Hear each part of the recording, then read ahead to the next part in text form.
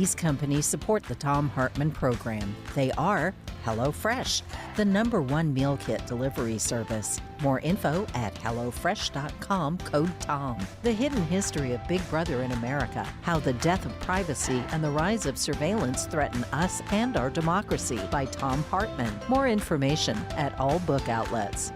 Wild Alaskan Company, 100% sustainable wild-caught seafood delivered right to your door.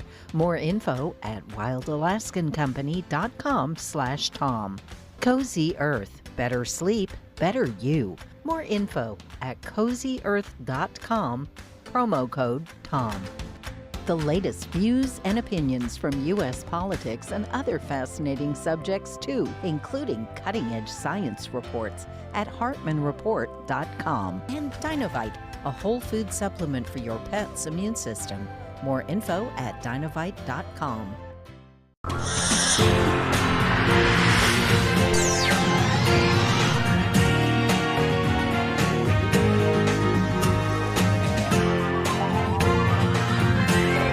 We say fight back!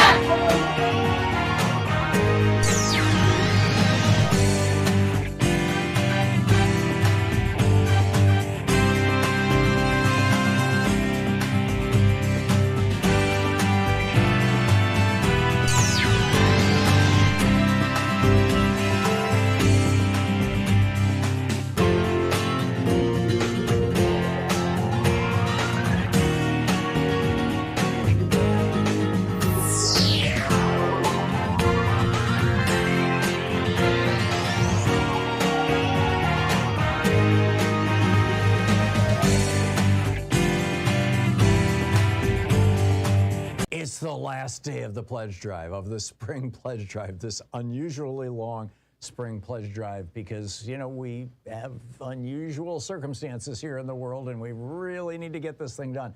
So there are two matches that we know about. The first one that I've been talking about all week, which is Frontline Funder Sandy in New Mexico, in memory of Storm Diana Townsend, is offering a $10,000, basically a bonus to Free Speech TV if we hit our goals today. I mean, if we hit our goals for the fund drive altogether, but today is the last day to do that. So today is the day we find out if Sandy is going to get taken up on his offer of $10,000.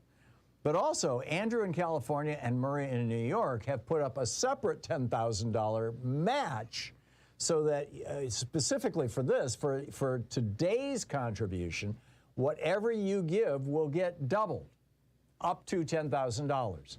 So we've got a $10,000 match on the table now from Andrew and Murray, and thank you, Andrew and Murray, and thank you, Sandy, as well, all three of you. And so what better time ever has there been to call now, 877-378-8669, or to text FSTV to 44321, or to go to freespeech.org and make a contribution to keep this network going. Free Speech TV is part of America. It's part of the woof and weave of this nation. It is part of our progressive movement. And it exists because of you, because of your help. We need to support Free Speech TV. You and me, we're all kicking in. I'm a donor, by the way, as well to Free Speech TV, in addition to providing a program for them. I think it's an important thing. I'm happy to support Free Speech TV.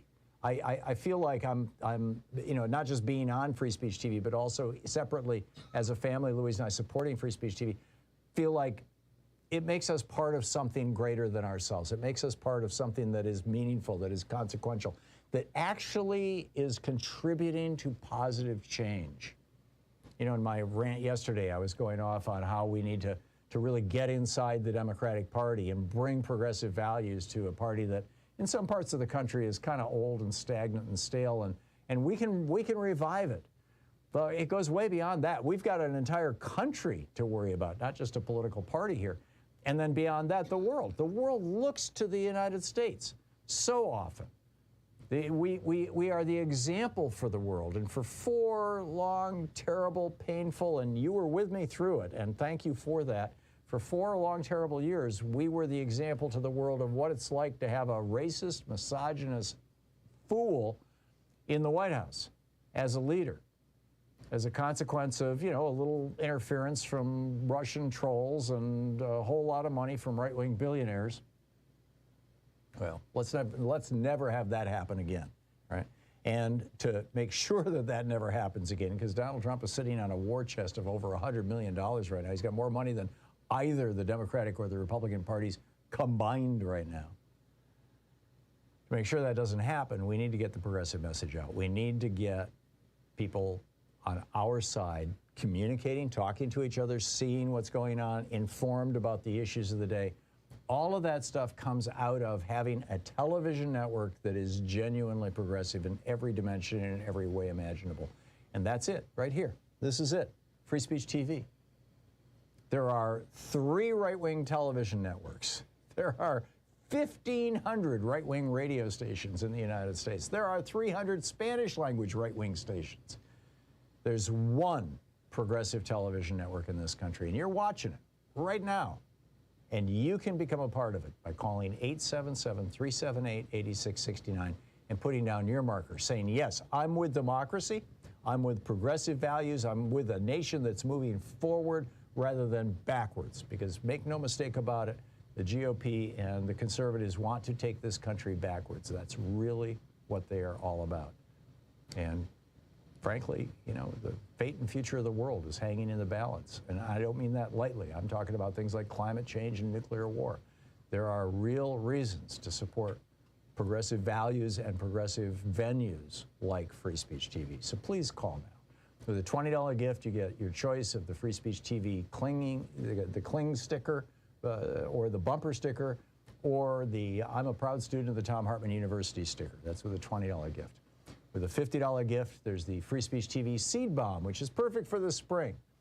With a $75 gift, you have your choice of the Free Speech TV hat or the Free Speech TV mug.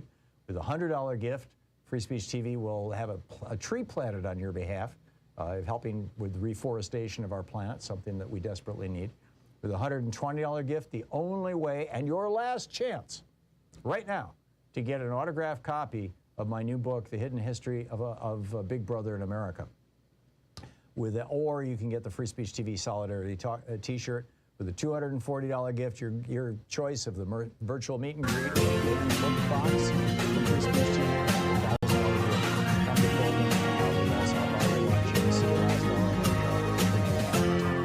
This is the Thom Hartmann Program.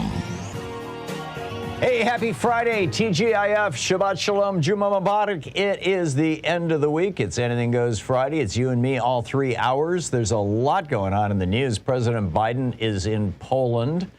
Germany has announced that by the end of this year, they're going to be independent, or nearly entirely independent, of Russian oil, gas, and coal. That's fascinating. We'll get into that in a little bit. Justice Thomas, Clarence Thomas on the Supreme Court, his wife, this is just wacky stuff coming out about his wife and her tweets with, or text messages rather, with Mark Meadows, trying to tear down our republic. You know, Thomas needs to be impeached. We'll get to that. Mitch McConnell says he's not going to vote for Judge Jackson, but Beer Bong Brett and Handmaiden Amy were just fine. We'll get into that. The right-wing media is now starting to go all in for Putin. This is a pretty shocking development. I'll tell you about that today. Also in our second hour, Vladimir Zhirinovsky, the founding grandfather of modern Russian fascism, died today in Moscow. I have a story about Zhirinovsky I'll share with you in the second hour. Also, for our second hour, whatever happened to Tulsi Gabbard? I mean, she's tweeting against Judge Jackson now and still calling herself a Democrat. I'm just baffled by this. Also, why is it in our third hour, why is it that you can sell drugs and plan terrorist attacks on the internet, on the web, but you can't do so in your own home, right, or from your home, unless it's on the internet? I'll explain that. It's today's rant. But to get right, and like I said, it's Anything Goes Friday, our number 202-808-9925, and whatever you want to talk about, I'm here for it. But I want to start out, with what's going on, short of what's going on in Ukraine. Obviously, this is a terrible situation. Now we're learning that at least 300 people, this was mostly women and children who were in this theater in Mariupol, and where they had the word children in Russian spelled out in 3-foot-high letters or very, very large letters in the parking lots on both sides of the building, so that please don't bomb us here. And of course they bombed them there. It looks like at least 300 out of that 1,000 people who were there are dead, and we're just now starting to get some video out of there. This city has been devastated by this Russian attack. It is just so wrong. But at the same time that is going on, now we're learning that Ginny Thomas actually was participating with Mark Meadows, or at least encouraging Mark Meadows. She's the wife of a Supreme Court justice, the wife of the only Supreme Court justice, by the way, who voted no on turning Trump's papers over to the January 6th committee. Clarence Thomas was the only no vote. Now, you would think that he would have recused himself, given that his wife was right in the middle of this. She was one of the organizers of the rally, or participated in helping, bring people to the rally. That she was, this is crazy, right? But he didn't recuse himself, and frankly, I think he needs to be impeached. You can impeach Supreme Court justices. It's never been successfully done. Only one has been impeached in the House, not removed in the Senate. And that was back in the 1790s, as I recall, maybe the 1810s, right around that time. 1800, plus or minus 10 years. But Sarah Lipton-Lubey is the executive director of Take Back the Court Action Fund. And she points out, quote, given that Justice Thomas has already made known he won't recuse himself from cases related to his wife's right-wing activism and the damning evidence of his wife's involvement in this attack on our democracy, Thomas is clearly unfit to serve on the nation's highest court. Clarence Thomas must immediately resign from his seat on the Supreme Court. If he refuses, she adds, Congress must move to impeach him. And one member of Congress so far, and I'm guessing we will hear from more soon, this is Representative Ilhan Omar, the Democrat from Minnesota, and one of the really great members of the U.S. House of Representatives. She has said it's time for Thomas to be impeached. And I'm completely with her on that. Sarah Lipton-Lubet of Take Back the Court Action Fund said, actually, this is Mehdi Hassan on MSNBC. He said, what would Republicans be doing if they held a House majority and, say, Justice Sonia Sotomayor's spouse had supported attempts to block a duly elected Republican president from taking office, and Sotomayor refused to recuse herself from related cases? Well, we know what they would be doing. They would be calling for blood. In one of these 29 messages that the news outlets have seen, and by the way, these are not necessarily all of the messages between Thomas and Mark Meadows. This is one from November 10th. This is after the election. Quote, help this great president stand firm, Mark. You are the leader with him who is standing for America's constitutional governance at the precipice. The majority knows Biden and the left is attempting the greatest heist in our history. This is the wife of a Supreme Court justice. Meadows wrote to her on November 24th, this is a fight of good versus evil. Right. There's 21 of these messages from Thomas to Meadows, 8 from Meadows to Thomas. Ginny Thomas, again, she says, the Biden crime family and ballot fraud co-conspirators are being arrested and detained for ballot fraud right now and over coming days, and will be living in barges off Gitmo to face military tribunals for sedition. Are you getting it that this is a woman who is on the board of multiple multi-million-dollar right-wing foundations and organizations, who is helping to shape the political discourse in the United States and has been for decades, and who is the wife of a Supreme Court justice? Talking about the Biden crime family being put on a barge off Gitmo? And then Bob Woodward this morning on Morning Joe says, well, Democrats do this kind of stuff too. Really? She goes on to say, House and Senate guys are pathetic too. Only 4 Republican House members seen out in the street rallying with grassroots. Where the heck are all those who benefited by the president's coattails?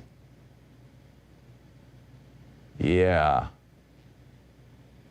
She also was apparently a big fan of Sidney Powell, the Kraken lawyer, this crazy right-wing lawyer who was promoting these bizarre theories. I mean, she was out there talking about how there were watermarks on the ballots in Arizona that proved that they were printed on bamboo paper in China. I mean, seriously, and when in fact that watermark thing is one of the things that Ginny Thomas retweeted or texted to Mark Meadows about. She says, Sidney Powell and improved coordination will now help the cavalry come and fraud exposed and America saved. She also tells Mark Meadows, you need to listen to Rush, Mark Stein, Bongino, Cleta. And Meadows replies, I will stand firm. We will fight until there is no fight left. Right. On November 24th, Jimmy, I lack words to describe it. It's just absolutely astonishing. Anyhow, I got a few more stories to share with you as we continue through the day, but let's pick up some of your phone calls here. Katie in Australia. Hey, Katie. I've spent a lot of time in Australia. Whereabouts in the country are you? Western Australia, just south of Perth. Oh, it's beautiful country. It's wonderful. It's very much like San Diego down here, and my husband's Australian. And anyway, I have called you many times over the years from San Diego, but COVID landed me here, and I'm a citizen. So there we are. There you go. Okay. So what's on your mind, Katie? So, well, Ginny Thomas, thank you very much.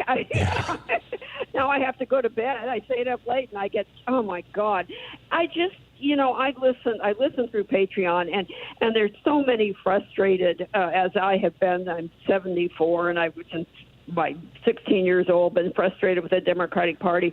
But you just gotta love the imperfect. It's almost like being a mother. Yes. You sometimes don't like them at all, but you don't give up on your kids. And it's sort of, I feel that way about the Democratic Party. But I had just a lighthearted, I vote here, and we have 64. The last time I voted in the state, we had 64 parties to vote from, and it's instant runoff voting. Right. And there were some, and I just wanted to, there's the shooters, the fishers, and the farmers party. I thought, I'm just going to give, this is so heavy on the Democrats. It's kind of funny and light for somebody to be able to vote for 64 different parties like I did.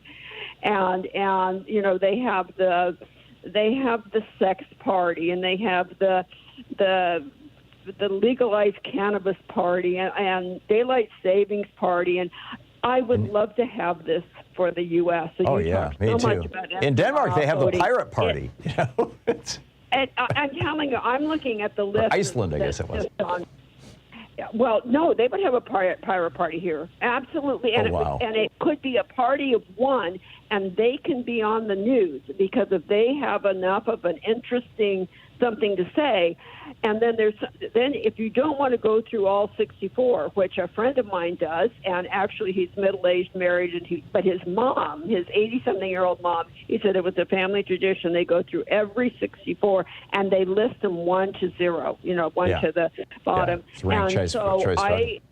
So you don't just vote for the top three. You can vote for all 64 of them. You just rank them the way that you like them.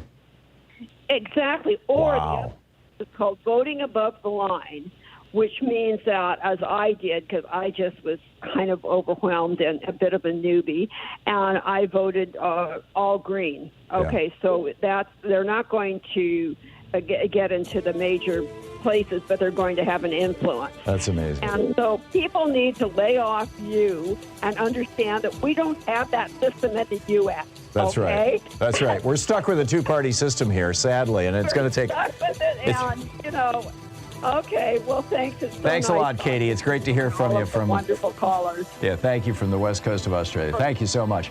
We'll be right back. It's 18 minutes past the hour. This is the Thom Hartmann Program. It's Anything Goes Friday. What's on your mind? Back with your calls right after this.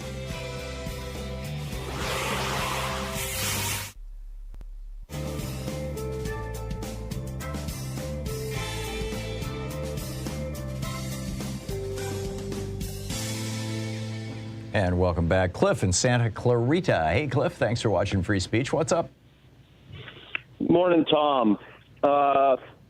George W. Bush and Dick Cheney are still war criminals. And indeed they are. And the trajectory of our planet is just not sustainable. Too much waste, especially water, and too much reliance on fossil fuels. I don't know when these people are going to wake up. Probably just before it's too late. Yeah, exactly. And Tom, you've been talking about Jeannie Thomas for quite a while now. I'm kind of glad corporate news finally got on. You're always ahead of the game. Anyways, the Biden administration's EPA, they're poised to allow these horrible chemicals to stay on the market. These neonicotinoids, the ones that are affecting the bees and all the pollinators.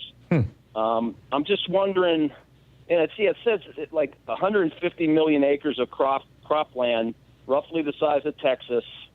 The land is 48 times more toxic than 25 years ago because of these chemicals. And it just seems like the administration's caving into the farming groups and the chemical companies. I'm wondering if there's still some leftovers from the Trump administration in the current EPA. Like, it's been over 2 years now, and DeJoy is still in there. I'm just wondering if they haven't got rid of these Trump EPA guys, and that's who's driving this, because these chemicals are dangerous, and they're killing off the bees. Yeah, so I know it feels like more than 2 years, Cliff, but it's been a year and a half. But your point is well made. And I have to say I don't know what's going on at the EPA. It got gutted by Trump. You'll recall that they moved their scientific base out of Washington, D.C. and out to Kansas, as I recall, maybe Nebraska. It was someplace in the Midwest. And about half of the EPA scientists said, I'm not going to move my family out there just to keep this job, and they left, which was the reason why they did this. And so the EPA was gutted in the last couple of years of the Trump administration. Whether they have been built back yet, and what their position is, frankly, on the neonicotinoids, I don't know. I'm sorry, I'm not up on that, but I'm taking your word for this, Cliff. They're poised to approve them. That's what I'm reading. Yeah, that's unfortunate. Yeah. All righty, well, Cliff, thanks for the heads up. Good talking to you. Maverick in Edmonds, Washington. Hey, Maverick, what's on your mind? Oh, my God, Tom, my head's exploded so many times with the news this week, so I don't want to talk about politics or any of that stuff. I'd like to extol the virtues of electric vehicles. Okay. All right. So I remember you talking about them a little bit earlier this week. I think it was Wednesday. So I just got my first new car in my life about a year and a half ago. It was a Tesla Model 3, not a crazy expensive one. It was about $50,000. Right. And I drove to Spokane for a wedding from Seattle area. It's about 270 miles. It cost me $11.76 in electricity. And that's buying it at the supercharger where it's expensive. Right. I plug it into my house to my garage, to my dryer outlet, a 240 outlet, after work every day. I drive about 40 miles a day. Costs me $1 a day, $31 a month to drive my car. That includes weekend driving and everything else. I'm impressed that you could figure that out, Maverick. I have not been able to see any increase in my electric bill from my electric car.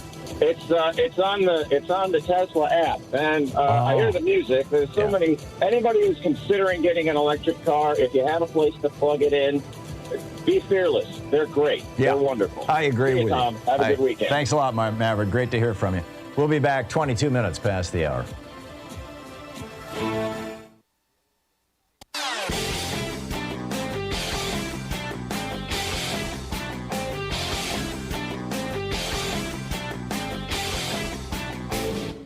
Missed my opening rant today? It's usually published over at HartmannReport.com, where you can read it and share it with your friends for free. Check it out, HartmannReport.com. 27 Republican senators sent a letter to the Energy Secretary, Jennifer Granholm, echoing talking points that the American Petroleum Institute pushed out on Twitter recently, saying that basically if we're going to stop importing Russian oil into the United States, which, by the way, the Russian oil imports into the U.S. are just a trickle. It's just a tiny drop in the bucket.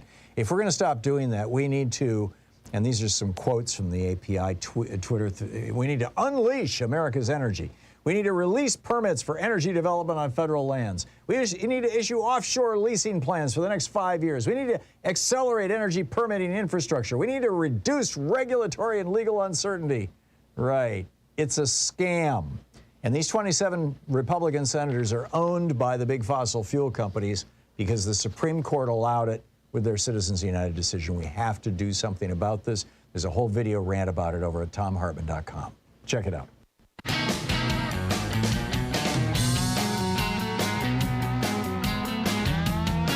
And welcome back. Picking up your phone calls here.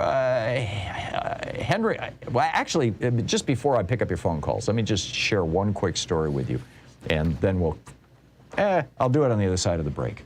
I'm looking at my clock here. Henry in Fairview, Oregon. Hey, Henry, you wanted to talk about getting inside the Democratic Party? Yeah, hi. Yeah, Tom. Yeah, I'm a progressive in the Democratic Party, and I became a PCP in 2015. Precinct committee person? I think precinct committee person, yes. And I think you misrepresent how easy it is to take over the party, quite frankly. And there are some important differences to point out between the RNC and the DNC. So I'd like to try to sum it up for you real quick. Sure. It also, by the way, the other caveat we should put on all this, Henry, is that it varies wildly from state to state. So your experience in Oregon may be very different than somebody's experience in Utah or California. So go ahead. Okay. So here's the thing. The real power is in the party is it's 4 levels removed from the base. So how that works is, so voters elect precinct committee people. Number 1. Number 2, precinct committee people elect state delegates and congressional delegates. Number 3, state delegates elect state officers and DNC members. Okay. Number 4, the DNC chair and DNC officers are elected by DNC members plus superdelegates. Okay. Right. So big difference is, and the last time that progressives really had a solid shot at taking over the party was 2017 when Keith Ellison won the first round of voting for chair in the DNC. You know what happened after that? I don't. Well, okay. So what happened is the establishment really, got the wagons in and started lobbying hard behind the scenes, including Barack Obama was calling the superdelegates to get them to change their votes to vote to support Perez, and that Perez wound up winning I think in the 3rd round. Right. So it's tough. It's tough to beat the president who is also the leader of your party. I get that, Henry. Right. And also in the Republican Party, the superdelegates don't get to vote differently than their states. They have to vote exactly like their states. Oh, that's interesting. So that's a big difference. Okay. Henry, thank you. Thanks for the civics lesson this morning. I appreciate it. And thank you for being a precinct committee person there in Fairview, Oregon. I salute you. We'll be right back. It's 27 minutes past the hour. You're listening to the Thom Hartmann Program. Call 202-808-9925. Right-wing media is losing their minds. I'll share that story with you on the other side of the break, and we'll continue with your calls on Anything Goes Friday.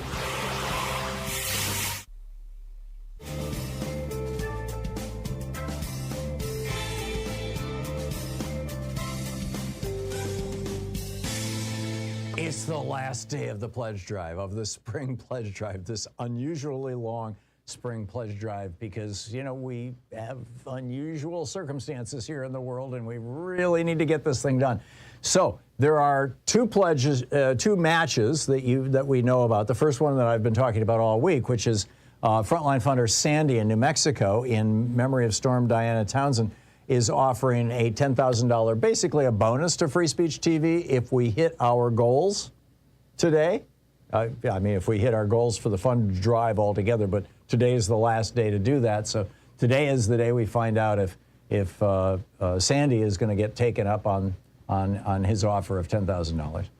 But also, Andrew in California and Murray in New York have put up a separate $10,000 match, so that specifically for this, for today's contribution, whatever you give will get doubled, up to $10,000. So we've got a $10,000 match on the table now from Andrew and Murray, and thank you, Andrew and Murray, and thank you, Sandy, as well, all 3 of you. And so what better time ever has there been to call now, 877-378-8669, or to text FSTV to 44321, or to go to freespeech.org and make a contribution to keep this network going. Free Speech TV is part of America. It's part of the woof and weave of this nation. It is part of our progressive movement. And it exists because of you, because of your help. We need to support Free Speech TV. You and me, we're all kicking in. I'm a donor, by the way, as well to Free Speech TV, in addition to providing a program for them. I think it's an important thing. I'm happy to support Free Speech TV.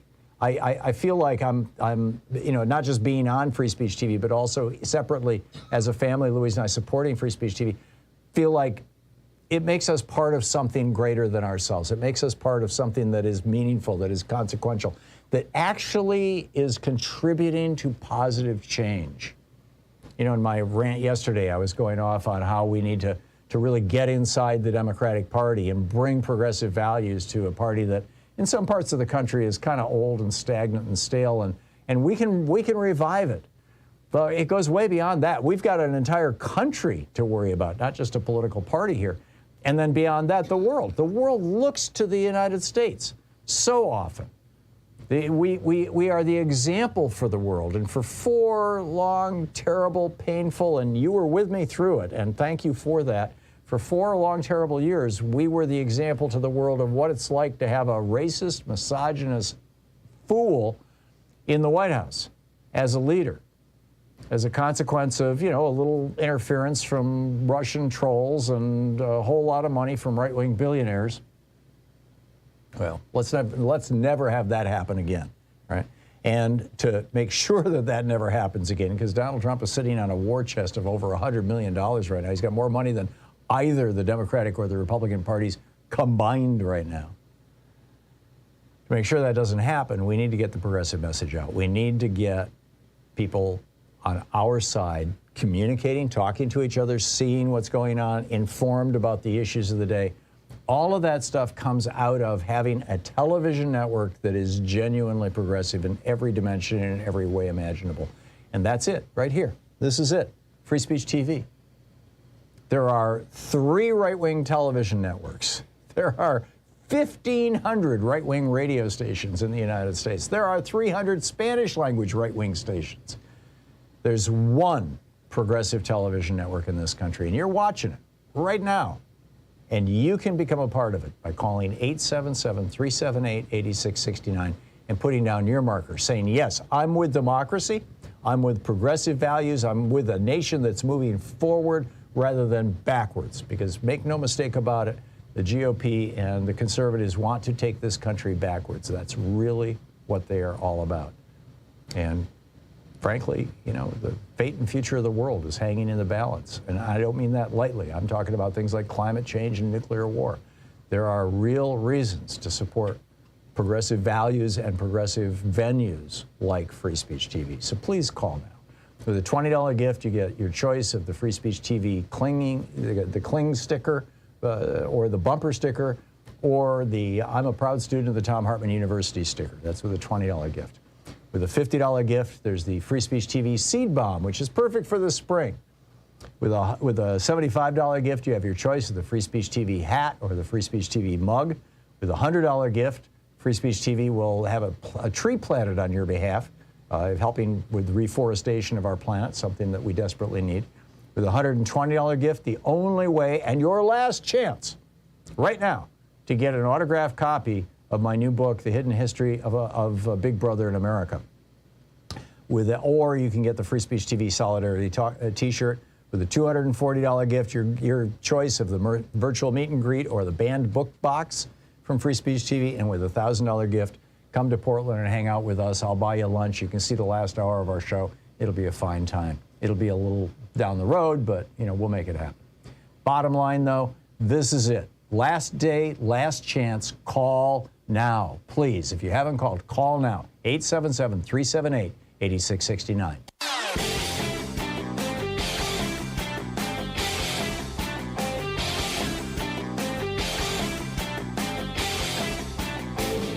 Our 1-hour free podcast recaps our show, and it's available wherever fine podcasts are found. And we have the full 3-hour podcast available over at thomhartmann.com if you want to really support our program. So Mitch McConnell says that he's going to vote no on Judge Jackson.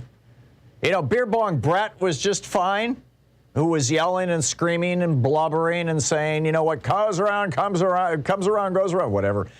Basically vowing revenge on Democrats for exposing the fact that he had apparently assaulted multiple women when he was in high school. That was fine.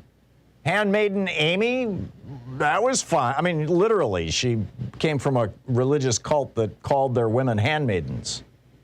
Not making this up. You can look it up. She was fine.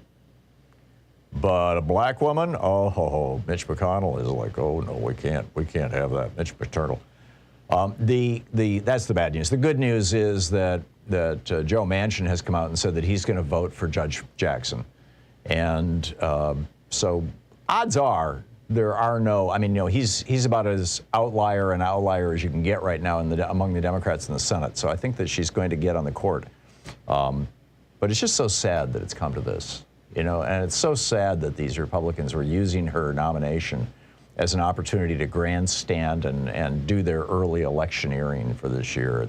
It's tragic in a way. Also, the right-wing media have gone completely bonkers. This is from The Writing. You know, this is they send out a newsletter every day. The Writing, THERIGHTING.com is the website. And it's free. You can sign up for it. It doesn't even have advertising, which is pretty impressive. And in fact, their subhead is alerting liberal audiences to today's headlines from the right. And PJ Media is running a story with the headline, "Beware of those indiscriminately cheering for Zelensky." Now, Zelensky is leading a country that is under attack from another country and is in a state of emergency. When you're in a state of emergency, you don't quite have all of the free speech protections and everything else that you would have normally. And, you know, they're trying to, well, it's clear Zelensky is anything but a democratic leader. In a true democracy, people are free to express any opinion at any time, in public and in private. They can also speak out against their political leaders and work to remove them from office. The democracy in Ukraine is not at all like that, or not all free like is not at all free like that. Well, yeah, you're in a war. You're in, I mean, but then, I mean, this is not an outlier here. The PJ Media, the American Conservative, the headline, Washington helped trigger the Ukraine war. Oh yeah, it's our fault. Don't you hear? Don't you get it? WorldNet Daily, Zelensky is a failed leader. Over at the American Greatness website, the headline is, Washington doesn't want peace in Ukraine. All of a sudden, Putin talking points are being echoed across right-wing media. It's amazing. By the way, one of the stories this is from Big League Politics, another right-wing site, has a headline that's got me scratching my head. Judge Jackson sentenced the Pizzagate gunman. Well, yeah, she was on the court in Washington, D.C., and that's kind of where it happened. And surprise, surprise, but therefore we shouldn't vote for her? I mean, or, you know, Republicans shouldn't vote for her? It's bizarre. It's just absolutely bizarre what's going on right now. So, anyhow, all that said, let's pick your phone calls back up here. Tom in Madison, Wisconsin. Hey, Tom, thanks for listening to Devil's Advocate. What's up? Hey, Tom, I think this kind of dovetails right into it. You're talking about robber barons. I'm involved in a play in Madison in a couple of weeks called Joe Hill, Alive as You and Me, and I'm learning a whole lot about those robber barons and things like private armies and the Ludlow, Colorado massacre in 1914, where the private armies and the National Guards came out basically and killed 5 strikers, 8 women, and 12 children because they were striking for an 8-hour day. Oh yeah, they fired with machine guns, or I think they were called Gatling guns back then, into tents where the families were living. Yeah, they burned the tents out, and then there were 1,200 miners there, and they dug holes in the ground to shelter their families, and they still lost that many people. And John D. Rockefeller was the one pulling the strings, as we say in the play, from New York. And this was not an isolated thing. These sort of things happen all over the place. We have an entire list of them. Ludlow and Everett and Bisbee and Anaconda, and the list just goes on. And if people are scared about CRT, can you imagine teaching labor history in America? That would be amazing. Yeah. Well, I grew up in Michigan, in Lansing, Michigan. We actually studied labor history in elementary school as part of the civics education. But it was a union town. I mean, General Motors was there, Fisher Body was there. Hey, Tom, do you recall who was the first president to ever use the word strike in public? No, that's interesting. Abraham Lincoln. He used the word strike excellent. favorably. He went on to say in that particular speech, he went on to say that labor is superior to capital because it precedes capital. In other words, you don't make money until somebody puts some effort into something. Right? Manufacturing requires labor. And so, he was saying that, we've got it all backwards, or at least Wall Street had it all backwards by saying that, capital should be taxed at a lower rate and capital should have priority in the courts and, wealthy people in big business and all that kind of stuff. And Lincoln was like, no, labor should go first. But then he got assassinated, and that was kind of the end of that for a couple of generations. It wasn't until 1935 with the Wagner Act, the National Labor Relations Act, that Congress actually legalized labor unions in the United States. Prior to that, they just murdered people. Yeah, it's amazing. The whole history of it is incredible. And then the other thing I'm learning about, like the IWW's formation, was the way they embraced art and poetry and literature and even surrealistic art. Whereas today, I think the right wing is kind of dumb down the whole idea of unions of being people who are just, factory people. Yeah. Where in the IWW, you would strike everybody in the same industry, in the same mill or the same plant or the same business, instead of having 3 or 4 unions going against each other like Scott Walker did when he worked out Act 10, 10 years ago. Yeah. Amazing. It's an amazing story. Tom, thanks a lot for the call, and best of luck on your play. That sounds fascinating. I wish you the very best. Morris in Long Beach, California. Hey, Morris, thanks for listening to KPFK. What's up? Am I under a minute, Tom? No, we got, you've got to go for it, Morris.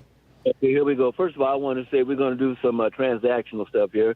Clarence Thomas resigns, and we don't bring no charges against his wife. Okay, here we go. I'm with you. I want to talk to you about the Inglewood Unified School District, which is the only school district in the state of California that's in receivership right now. The county has come in there and it's taken over for about 10 years. Okay, the parents were protesting yesterday at Warren Lane Elementary School because they come in and they close your schools, right? Mm-hmm. And this is a community, Professor, where most of you within the sound of my voice, you couldn't afford to move into this neighborhood. Anyway, you got some parents out there protesting. They don't want to close their school, but about 40 or 30 of them out there. Police was everywhere. I personally have been protesting in front of the SoFi Stadium for over a year now, right? Mm-hmm. And you ought to see my protest, Professor. Beautiful stuff. I mean, beautiful banners in English and Spanish, beautiful pictures of the people I'm protesting against. I got on a Carl Kanai suit, alligator shoes, and I protest by myself. Okay, normally they didn't mess with me at SoFi, but when I went over to the school board and started protesting, within 20 minutes after I got there, they had a cop pull up on me, handcuff me, put me in the back of the car, told me to get up out of Inglewood. I went and got me a lawyer, okay? Really? And the reason why we went through all this, I got a lawyer to tell them I want to do a 3-minute comment. They wouldn't let me do a 3-minute comment, so I got a lawyer to tell them, hey, let this fool do a 3-minute comment, talking to their lawyers, okay? So finally they agreed to let me do a 3-minute comment, but then they reneged, okay, and they come out with a restraining order on me, so they shut me down for about 6 months. When we went to court in Torrance, which is not a good place for people like myself, but this case was so one-sided, the judge said, hey, come on, county. They threw it out of court, right on. So I didn't go back to protesting. We're trying to work with them. But what we found out is they're trying to make room for charter schools to come up in there. They passed a $240 million bond. They put that on the taxpayer homeowners to save the schools, to improve the schools. Yet they're still closing down the schools, and they're still in receivership. They got the money to pay the county off. There's no deferred maintenance. Why are they still in receivership? Because the county administrator is cooperating, in my opinion, because I can't take this to court, with your charter school movement. All right? They're decimating public education out here. And all of you within the sound of my voice, let me close with this. Get off your butts and get in where you fit in and do something, because it's bad right now. Yeah. Thank you very much. You're welcome, Morris. That was a great rant. Thank you so much, and it's always nice to hear from you. We'll be right back. It's 43 and a half. Well, it's 44 minutes past the hour here on the Thom Hartmann program. Back with more of your calls on Anything Goes Friday right on the other side of this break. Stick around.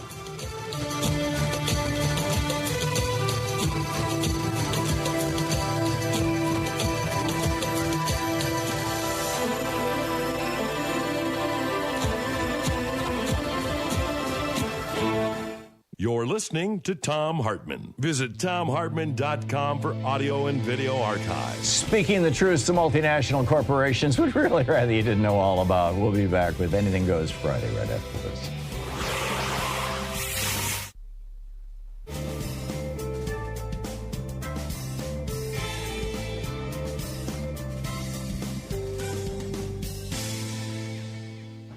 And welcome back. Let's see here. Robert in Joliet, Illinois, watching on Free Speech TV. Hey, Robert, what's on your mind today? Hey, Tom, how's it going? I just kind of wanted to get your outlook for unions in the future. I personally am pro-union myself. I kind of feel like it's going to get a little bit darker before it gets brighter, just based on the most recent Trump administration not being so friendly for unions, but I kind of wanted to get your opinion. Yeah, I think the big challenge that unions have is the challenge that America has, frankly, which is that this right-wing echo chamber media infrastructure that they've built over the last 30 years in a big way, 1,500 right-wing radio stations all across the country, literally thousands of right-wing media sites and things like that. It's kind of rough with Tesla being anti-union. Having the labor disputes, but you got Ford at least and Chevy backing up the UAW. But I'm kind of stuck in between. Like, well, do I want to buy a Tesla or do I want to buy a Ford? It's just kind of rough. Oh, I see what you're saying. That's why so you're trying to make a car buying decision based on unionization. Yeah, Tesla's. Elon Musk is aggressively, openly, enthusiastically anti-union. At least from what I've seen. I don't know the guy personally, but I would argue he's actually kind of anti-fair market as well. In general, he's more of a, extortionist of the market, where he tries to exploit all his workers. Well, I wouldn't go that far. You got to give the guy credit. The Tesla car is a brilliant product, and he's an entrepreneur, and he's had a few misses in his life, but he's had a few major hits, and he deserves some credit for that. But I'm with you on the union situation, Robert. I don't have an easy answer for you. I'm sorry. Do what you think is best. Ziggy in Oneonta, New York. Hey, Ziggy, what's up? Hi, Tom. I want to talk about amplified speech. And what I'm talking about is I think a lot of people think of free speech and don't realize what we're dealing with is amplified speech. When I was in school, I learned that all men are created equal and that we have an equal justice system and that the poor has as much rights as the rich. And I think they conflated the Declaration of Independence with the Constitution, because if you look at the Constitution, only Amendment 14 really has anything to do with equality. And what's happened here with Citizens United, or the allowing of billionaires to buy politicians, is they've given them amplified speech. And when we talk about it as free speech, we really should be saying it's amplified speech. My speech, I can't get as far as some billionaire can, and it's not equal. Yeah, I get your argument. Do you have a solution for it, Ziggy?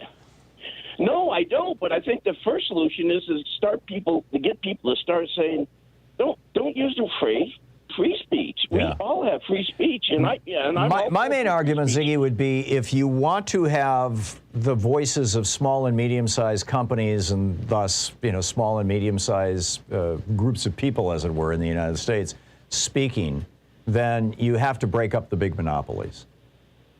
Oh yeah, no question about that. In my opinion, that's how you open up competition, and with competition, you have a diversity of perspectives. And right now, there's not much of a diversity of perspectives because there's functionally no competition. It's all theater. So yeah, that's right. And I just want people to think of it as amplified speech. Yeah. And I think if you think about that, it'll give you some thoughts. Excellent point. Excellent point. Ziggy, thank you. Great to hear from you. We'll be back. It's 48 minutes past the hour. Stick around.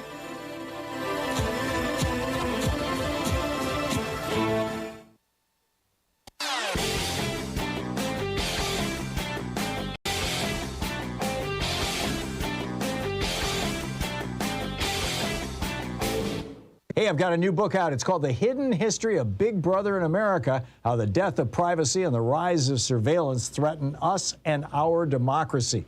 Available wherever you find fine books. So how do you know which party has the most crooks in it?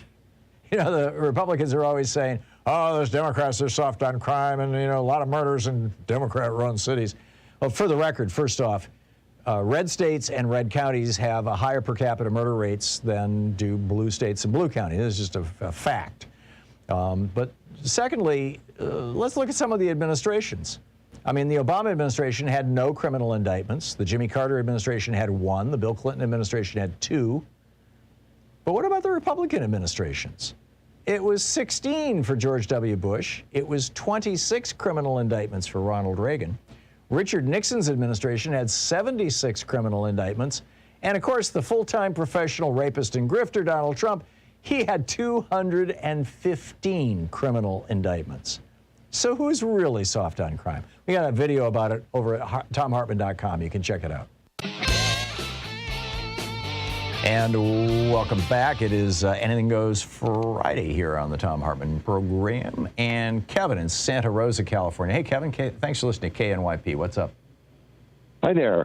Okay, so David K. Johnston published an op-ed in the New York Daily News this morning about how the prosecution in New York of Donald Trump can continue. This is in D.A. Bragg's venue? Is that what you're talking about? Yes. Okay. No. What it says is New York Constitution says the New York Governor Hochul can take the case away from DA Alvin Bragg and give it to the New York Attorney General Letitia James. I read that, yeah. Oh, you read that? Okay. No, I didn't read the whole article, but I read a summary of it. Do you think, is there any indication, Kevin, that that's actually going to happen? Well, I don't know. Maybe some phone action is in order. So it's time to lobby the governor of New York. Possibly. I don't live in New York, so I don't know. Yeah. It was held up in 1997 when Governor George Pataki did it by the New York Supreme Court. So there's precedent. And they said there's nothing to rule on. It's just very clearly laid out in the Constitution. Right. Huh. Fascinating. And Pat Thurston on KGO Radio in San Francisco interviewed David K. Johnston yesterday, and he laid out the exact wording that the governor needs to use, and there's a half-hour podcast of that posted on the Internet. Fascinating. Okay, Kevin, thank you. Thank you very much for that. Sure. Great to hear from you. John in Chicago. Hey, John, what's up? Yeah, I got a quick question for you. I've always been intrigued with it. When an individual or a country's bank accounts are sanctioned, and down the road, if those sanctions are basically lifted, or, Tom, what I really want to know is who is collecting the interest, dividends, income from the sanctioned accounts? There's 2 ways that sanctions can work. One is that they freeze your assets. The other is that they seize your assets. If your assets are just frozen, say you've got money sitting in a checking account that pays or a savings account that pays interest, then the interest continues to accrue. And when your assets are eventually released, you get the money plus the interest. If your assets are seized, you just lose everything. The Russian accounts, those are not seized. Those are probably just frozen? So far. There are a few that they're talking about seizing, but to the best of my knowledge, most of them have simply been frozen, yeah. So those accounts are still active. They're still generating income, interest, dividends. And right. They're just not available. They're just not available.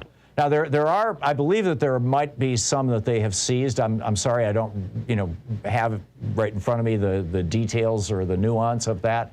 I recall, I think it was last week in the Financial Times, there was a rather lengthy article about when does seizure start, and at what point do we start seizing these assets rather than simply and some of the as opposed to simply freezing them.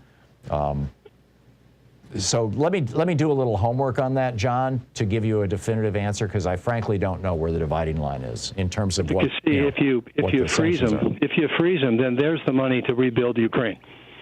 Yeah, well, if you seize them, there's the money to rebuild Ukraine. Yes, absolutely. I'm totally with you. Spot on. Thank you, John. Rob in Milpitas, California. Hey, Rob, what's up? Well, I'm calling regarding a comment you made on Tuesday that if anyone has any brilliant ideas about ways we can get off fossil fuels in the next 12 years, you'd love to hear them. And one brilliant idea is personal rapid transit, PRT. And if you go to the website milpitasprt.com, a 3-minute read of that page outlines this project that we're planning on building here that uses small, lightweight electric vehicles on an elevated guideway. And to give you an idea of the potential of this technology, consider how it compares with the $7 billion subway that San Jose plans to build. For that $7 billion, they're going to extend the commuter rail known as BART another 6 miles and add 4 stations. Right. But for that same $7 billion, we could build a network of PRT that covers 100 square miles with 24/7 on-demand transit service from and to any of 800 stations in that area. Whoa. So imagine the reduction in CO2 emissions if 40% of the drivers in that area stop driving. And so how does this work? Are these like, you said small electric vehicles, but they're on a rail? Yes. So it's sort of like the monorails at Disney World or at some airports, but instead of a big, multi-ton car, you've got a whole bunch of smaller cars that are strung together like a carnival ride, or no, they're individually operated by a computer, so it's all an automated system. Right. But the cabs are 1/3 the weight of a Toyota Corolla, which is like 3,000 pounds. These guys are 1,000 pounds, which is key to making the guideway very light and therefore not nearly as expensive as other elevated technologies might be. Right. Fascinating. Fascinating. What was the website again, Rob? That's Milpitas, MILPITAS, Milpitas PRT for personalrapidtransit.com. Right. And where did this idea come from? Has any other city or state or country done this? There have been a few kind of attempts, including the first one in Morgantown. There's a University of West Virginia there, and they, during the Nixon administration, they were trying to get something up and running real quick as a demonstration project, and that, because they tried building it before they designed it, it didn't work out as well. Although it's still working fine, it's been delivered like 80 million passenger miles with no serious injuries. But more recently at Heathrow Airport, between the long-term parking and terminal number 5, they've got a system operating there. They opened something in South Korea at Sunshin Bay. Again, these are, but that one's a bit larger vehicle. And none of them are really focusing on a really lightweight solution. Fascinating. Rob, thanks a lot. That's absolutely fascinating. Ingenuity at work, right? And we do need more mass transit, personal rapid transit. Very cool. We'll continue with Anything Goes Friday on the other side of this break. Stick around. You're listening to Thom Hartmann.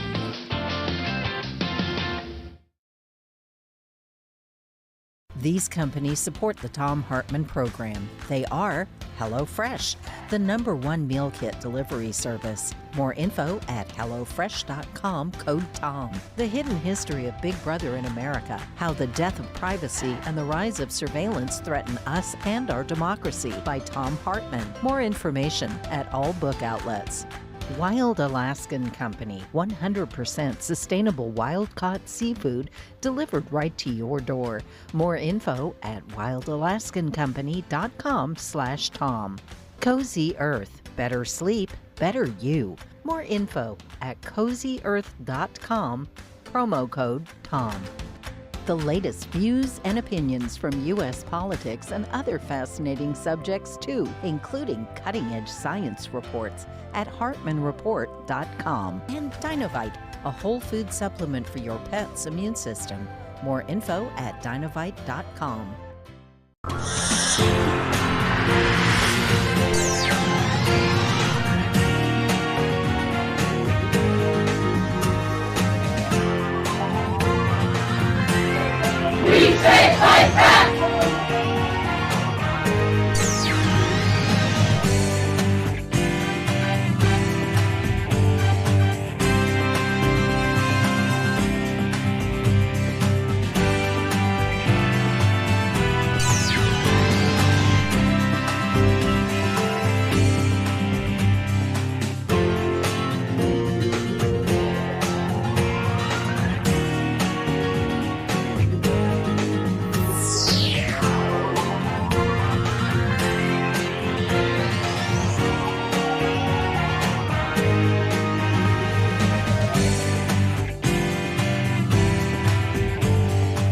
It's the last day of the pledge drive, of the spring pledge drive, this unusually long spring pledge drive, because, you know, we have unusual circumstances here in the world and we really need to get this thing done.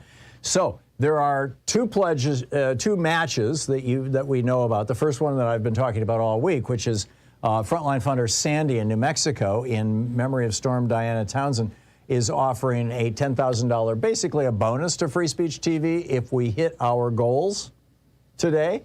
I mean, if we hit our goals for the fund drive altogether, but today is the last day to do that. So today is the day we find out if Sandy is going to get taken up on his offer of $10,000. But also, Andrew in California and Murray in New York have put up a separate $10,000 match, so that specifically for this, for today's contribution, whatever you give will get doubled, up to $10,000. So we've got a $10,000 match on the table now from Andrew and Murray, and thank you, Andrew and Murray, and thank you, Sandy, as well, all three of you. And so what better time ever has there been to call now, 877-378-8669, or to text FSTV to 44321, or to go to freespeech.org and make a contribution to keep this network going. Free Speech TV is part of America. It's part of the woof and weave of this nation. It is part of our progressive movement. And it exists because of you, because of your help. We need to support Free Speech TV. You and me, we're all kicking in. I'm a donor, by the way, as well to Free Speech TV, in addition to providing a program for them. I think it's an important thing. I'm happy to support Free Speech TV.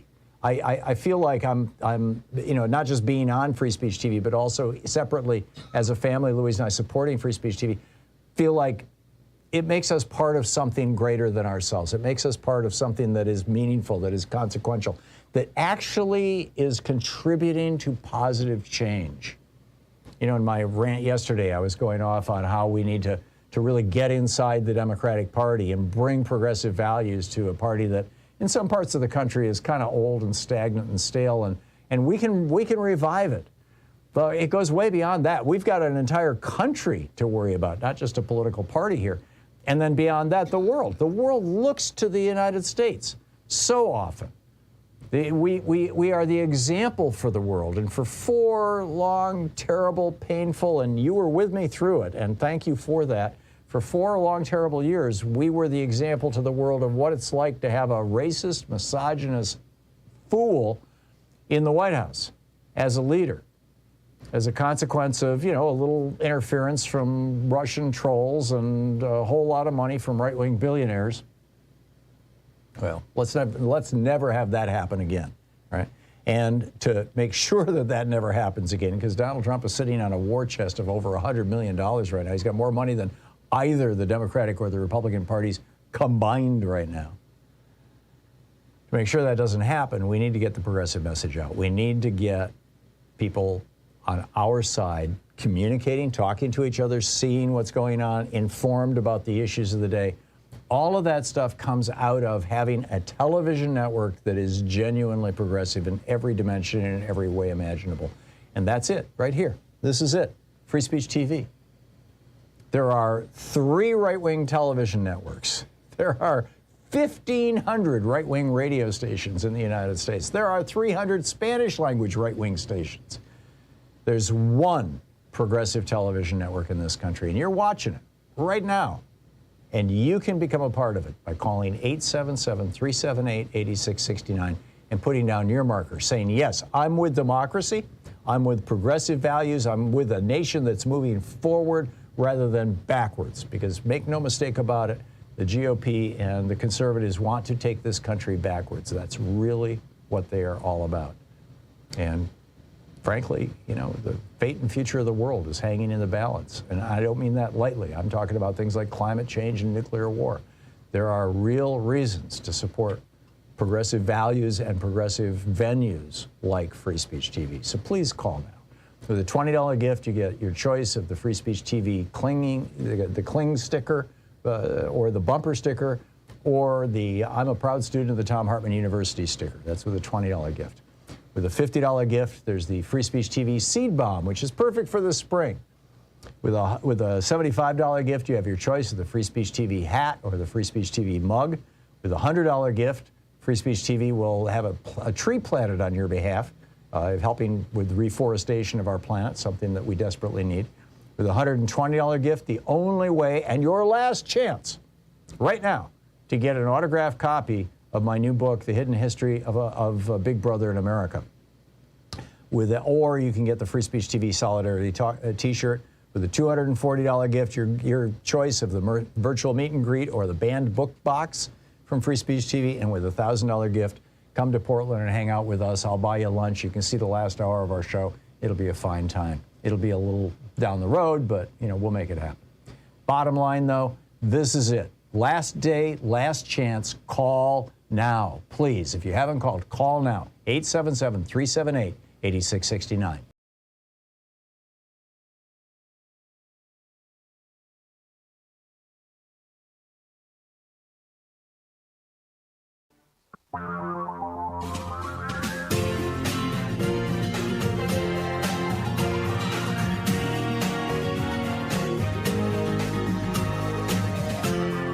This is the Thom Hartmann Program. Welcome back to the second hour of our program today, Anything Goes Friday. I just wanted to share a couple of factoids and a little personal anecdote with you that I think you might find interesting. First of all, remember the Snake Island sailors when the Russian warship came along? This was they were manning a I think it was some kind of a variation on a lighthouse, basically, and the Russian warship came along and said surrender, and they said go F yourself. We thought for a while that they had all died. It turns out that this was 10 Ukrainian servicemen and 19 civilians defending the island. It turns out they were just freed in a prisoner swap. The Russians are getting some of their prisoners back, and the Ukrainians got back the people from Snake Island, the heroes of Snake Island. So, nice story. To put what's happening in Russia in context, I just wanted to share a very quick story with you. I tell this story in one of my books, in a book called The Prophet's Way. Back in 1991, I was working with an international relief organization that was helping to build a new community, essentially, an agricultural project in Kaliningrad, or in the countryside up near the Polish border, but it was in the Kaliningrad part of Russia. And I was staying with a family. The wife was German and the husband was Russian, and she spoke both Russian and German. He only spoke Russian. I spoke English and German, so she and I would talk in German, and that's how I figured out what was going on. And we were at their house one afternoon, and the TV was on, and this guy came on the TV, and he was waving his arms around and shouting and pounding on the table, and then his voice got very pleading, and it was just all in Russian, and I had no idea what was going on. And then suddenly, this German-Russian woman breaks into laughter, and her husband is looking at her completely mystified. What? Why are you laughing at what's going on the TV? And so I turned to her in German. I said, what are you laughing about? And she said, that's Vladimir Zhirinovsky on the TV. And I'm telling you this story because Zhirinovsky died today, and he's like. He's like Russia's version of geez, I was going to say George Wallace, but he was to the right of George Wallace. I mean, Zhirinovsky was, almost a Nazi. He was about as far right as you can get in Russia, and a demagogue at that. A brilliant orator. I watched him on television, and I didn't understand a word he said, but I knew what he was, the essence of what he was saying. So anyhow, she says, that's Vladimir Zhirinovsky on TV, and he's running for the presidency. This was the election where they elected Boris Yeltsin. It was literally the first election in the 1,000-year history of Russia. Let that sink in for a minute. The first election in 1,000 years. And so anyhow, so I said, so what are you laughing about? And she says, well, Zhirinovsky just said that if you vote for him, he will get you a liter of vodka and a chicken. Or maybe it was a turkey. My recollection is that it was a turkey, but that doesn't make sense. It was probably a chicken. But in any case, it was a variation of what, a Huey Long, a chicken in every pot or something. And she thought that was ridiculous, because I mean she was born and grew up in Germany. She understood how elections worked, and that's just crazy. But then the TV had flashed to this kind of 1960s news set, like you saw on television back in the day, where there were two people sitting behind a desk, and behind them is a plywood painted like the world, with a map of the world and stuff. News commentators. And they were having this really serious conversation. And she points to the TV and she says, and now they're trying to figure out where's he going to get all the turkeys, or where's he going to get all the chickens from, to give to people. Like they're taking it seriously. And her husband, of course, being Russian, had never in his life been exposed to an election, and a real election. And he was like, hey, let's get that chicken and that vodka. And so that, when you understand that this whole democracy thing is very new in many parts of the world. I mean, we've had it here for 240 some odd years, but for many people in the world, for arguably the majority of people on this planet, it's a brand new thing. And so, there's going to be some stumbles, there's going to be some difficulties all around the world. And obviously democracy didn't stick in Russia, in large part thanks to Milton Friedman and George Herbert Walker Bush, and frankly the Clinton administration as well, who all encouraged basically the rise of oligarchy in Russia. They encouraged Milton Friedman's so-called shock therapy. It didn't work in Chile, so he thought, well, we'll try it in Russia and see, eventually we'll get it right. Well, they never got it right. They literally never got it right. And that's what happened, and Russia turned into an oligarchy. But anyhow, the founding grandfather of modern Russian fascism, Vladimir Zhirinovsky, is dead. So enough of that. Let's pick up your phone calls here. As I said earlier, it's Anything Goes Friday. Dave in Buffalo, New York. Hey, Dave, what's on your mind today? Hello, Tom. Thank you. I was wondering if you could help me understand the plight of the Palestine people. I follow some on Twitter, and I see properties being seized and destroyed. Children, I don't know why, but they're being grabbed from parents and taken away, and no explanation or content. I see children starving, missing limbs, and they're using sticks for crutches. I see maps of Palestine in the past and how it has shrank over time. And I was wondering if you could help me understand what's going on there and what really what you believe could be done or should be done or needs to be done for the Palestine people. Yeah. Thank you, Dave. It's a big question, and particularly given that Israel is our ally and essentially the only democracy in the region. That said, my take on it is that what's happening there is basically what we did to Native Americans here in the United States 100 years ago, and continue to in many parts of the country, and that is just a massive land grab, and it's ongoing. And I don't think it's going to stop until or unless the international community, just reaches a point where they say enough already. And it's a story that comes and goes depending on the outrage of the week. But I'm not a fan of that aspect of Israeli politics. Larry in Los Angeles. Hey, Larry, what's on your mind today? Hi, I want to talk about the subject of QE, quantitative easing, okay. As in the Fed unwinding some of the bonds that they've bought, or as in when they started buying the bonds. That is fascism. That is the government and corporations joining hands and enriching each other. It shouldn't escape anyone's attention that Japan was one that brought us modern day QE.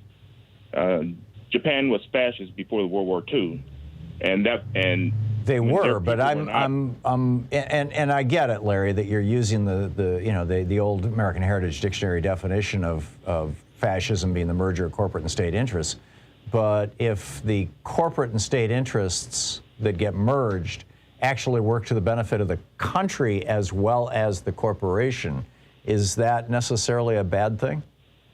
Well, everyone has acknowledged that for the last 30 years, Japan seems to be caught in a rut. And ever since they brought quantitative easing back to their country, and we watched this for 30 years and wondering why are they sticking with this? Well, it's because they're used to it. They had it before. Let's define quantitative easing then, Larry, because maybe you and I are talking about two different things. What I thought quantitative easing was they had the Fed had in order to alter the money supply basically and make easy money available was buying up treasuries like there's no tomorrow, or maybe they were selling them. I forget which. Forgive me. And corporate bonds also. Right, and corporate bonds, yeah. And then the flip side of that was they start unwinding that when the crisis is over, either withdrawing that money from the marketplace. I guess that would be withdrawing that money from the marketplace, which could have a slightly deflationary and depressive effect on the economy. But the whole point was to keep the economy out of a disaster. How is that a bad thing? Because, again, let's look at what happened in Japan. For 30 years, they have been lagging our country regarding economic growth and regarding their stock market. It didn't work in Japan. Well, hang on just a second, Larry. There's a lot of Japanese who will tell you that, they're not getting rich on the stock market, and they're looking at our stock market and saying the only reason that your stock market is going up is because the Reagan administration legalized paying executives with stock and legalized corporations buying their own stock back to jack up their executives' pay. And that's what's going on. I mean, you've got a massive, there was a piece in the Financial Times yesterday about how we're in the middle of one of the biggest stock buybacks in history. That's manipulation of the market by the companies themselves. Japan didn't experience that, but nobody in Japan, very few people in Japan are homeless. Nobody in Japan doesn't have health insurance. They don't have medical bankruptcy. You can go to college for free. Yes, they haven't had, the wild, Mr. Toad's wild ride like we've had here. They haven't had the crashes either, frankly. And most Japanese, life is pretty good. They have had crashes. And yes, Japan takes care of its people better than America does. But that's not because of quantitative easing. Quantitative easing enriches rich people who own stocks. It does not reach down to the people on the street who are homeless. And actually, I have a solution to how it could reach down to the ordinary people. Okay. Instead of us investing into corporations when we do quantitative easing, which means the words mean nothing to anybody in America. Let's make it mean something. And let's start doing quantitative easing to buy back the some of the value in people's homes when Republicans give us recessions. Instead of those people losing their home and losing their down payment, the government could step in and start doing a quantitative easing on their homes. So you're saying if we're going to inject cash into the economy, instead of doing it at the level of the banks, let's do it at the level of the individuals. I like that. I'm with you, Larry. I'm with you. But people really do need to understand that quantitative easing is fascist. Okay, that's where you and I separate. But it is what it is. I'm a little more concerned about the goose steppers, but Larry, I get it. Thank you very much for the call. It's always nice to hear from you. We'll be back. It's 18 minutes past the hour. This is the Thom Hartmann Program. Back with more of your calls on Anything Goes Friday. On the other side of this break, stick around.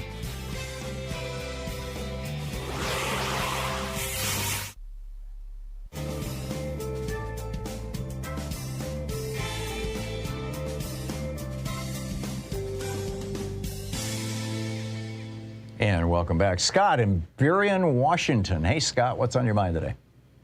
Hey, Tom, let me take you off speaker. Can you hear me now? I can. I could hear you before, too. What's up, Scott? Cool. Hey, one reason to be pessimistic about Trump, et cetera, and a lot of ever being seriously charged. Mm-hmm. Remember Michael Connell? You're talking about the guy who was working for the company in Cincinnati who was handling the votes in the 2000 election. Am I remembering right? 2004. 2004. Oh, yeah. 2004. Yeah. Thank you. Yes. That was he's the guy who died in a plane crash, right? Exactly. Yeah. Yeah.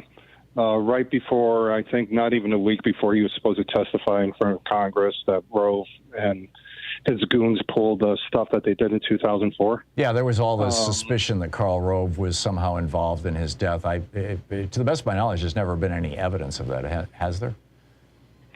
That's because they've never tried to look into it. Did the NTSB families look at the plane crash? I mean, normally they do.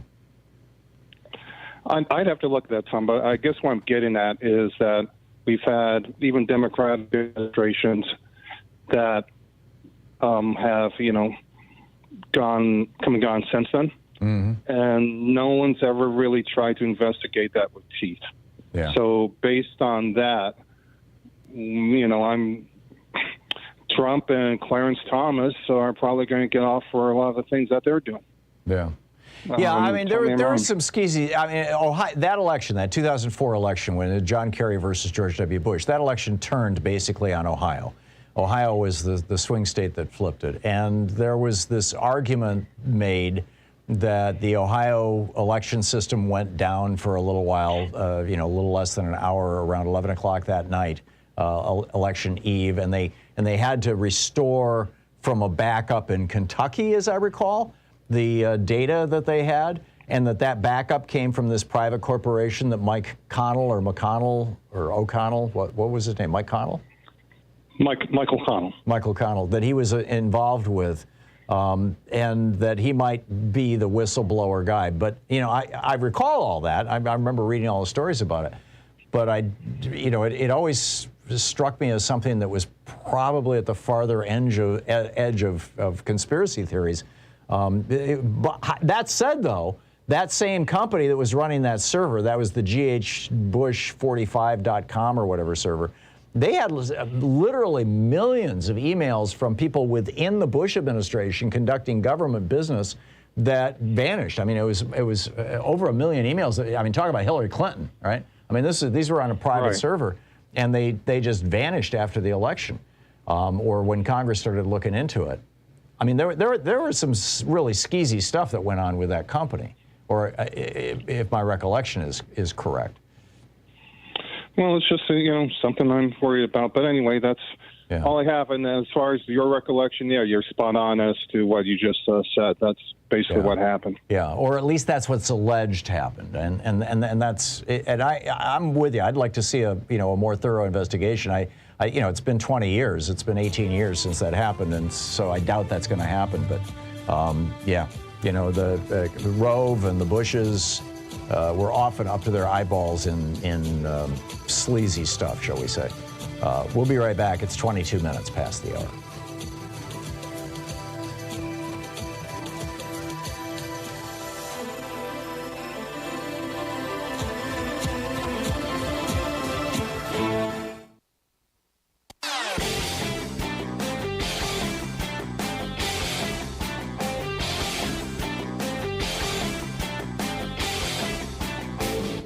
Change starts with you. You can be calling your Democratic or Republican representatives to let them know what you think by calling 202-224-3121. It's the Capitol switchboard. It'll get you right through to them. An amazing story out of New Hampshire. The state legislature, this was after in Virginia, the new governor, Glenn Youngkin, who ran as I'm not Donald Trump, and then immediately put up a tip line for parents to turn in for parents to report their kids' teachers if they say something subversive. Now in New Hampshire, they've got a law that prohibits the dissemination of certain divisive concepts related to sex and race. Those divisive concepts being that people could be unconsciously racist. A conservative moms group has put up a $500 bounty in New Hampshire for the first person who could destroy the reputation and career of a teacher using this new law. So the teachers union sued the state of New Hampshire, and now the Republicans in New Hampshire, who control the state, are fighting back by putting up a new law that is going to require teachers to take a loyalty oath and ban any, quote, any negative account or representation of the founding and history of the U.S. It's nuts. There's a video about it over at thomhartmann.com. Check it out.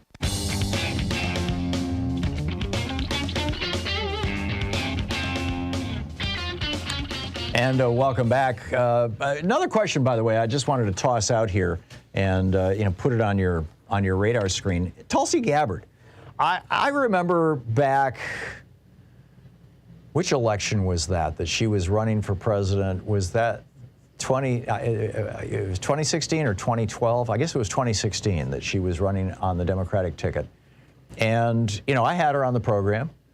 And after I had her on the program, we had back then there was a fellow in Hawaii who was a regular caller to the show. I haven't heard from him in a year or so. You know, I don't know if he's still around or maybe moved or whatever, but he sent me a note saying, be really careful. She represents me, I'm familiar. And he was an activist inside the Democratic Party in Hawaii. And he said, there's something weird about this person. And she's not what she seems. And, you know, I didn't like, you know, go on the attack against her or anything like that. I just basically, you know, started listening really carefully and got it that there really was something weird going on with Tulsi Gabbard. Well, now she is coming out trashing Judge Jackson. And she says, in order to have a Supreme Court committed, this is her tweet, committed to protecting the rights of all Americans, including women, every justice needs to understand that there is such a thing as a woman as distinct from a man. Yet when asked to define the word woman, Supreme Court nominee Judge Ketanji Brown Jackson said, I don't know. Actually, what she said was, I don't know, I'm not a biologist. Anyhow, the hypocrisy and absurdity of this is that she was nominated by President Biden in large part because she was a woman. This is Tulsi Gabbard.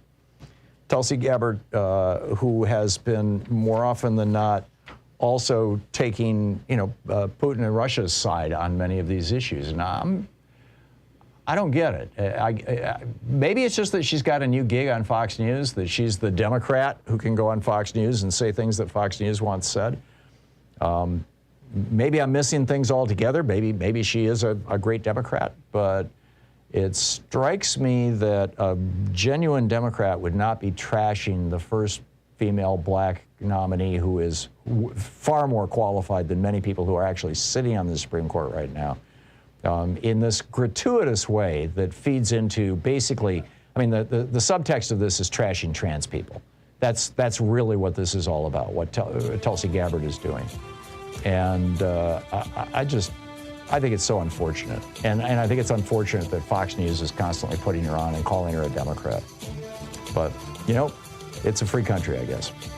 Anyhow, I'll pick up your phone calls. It's Anything Goes Friday. As I said, pick up your phone calls here on the other side of the break. It's 27 minutes past the hour. Stick around. We'll be right back.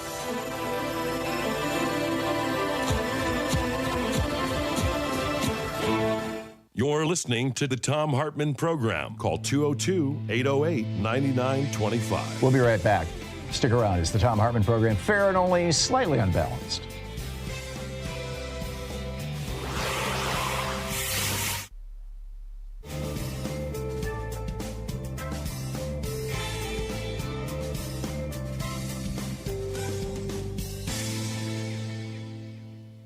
It's the last day of the pledge drive, of the spring pledge drive, this unusually long spring pledge drive, because, you know, we have unusual circumstances here in the world and we really need to get this thing done.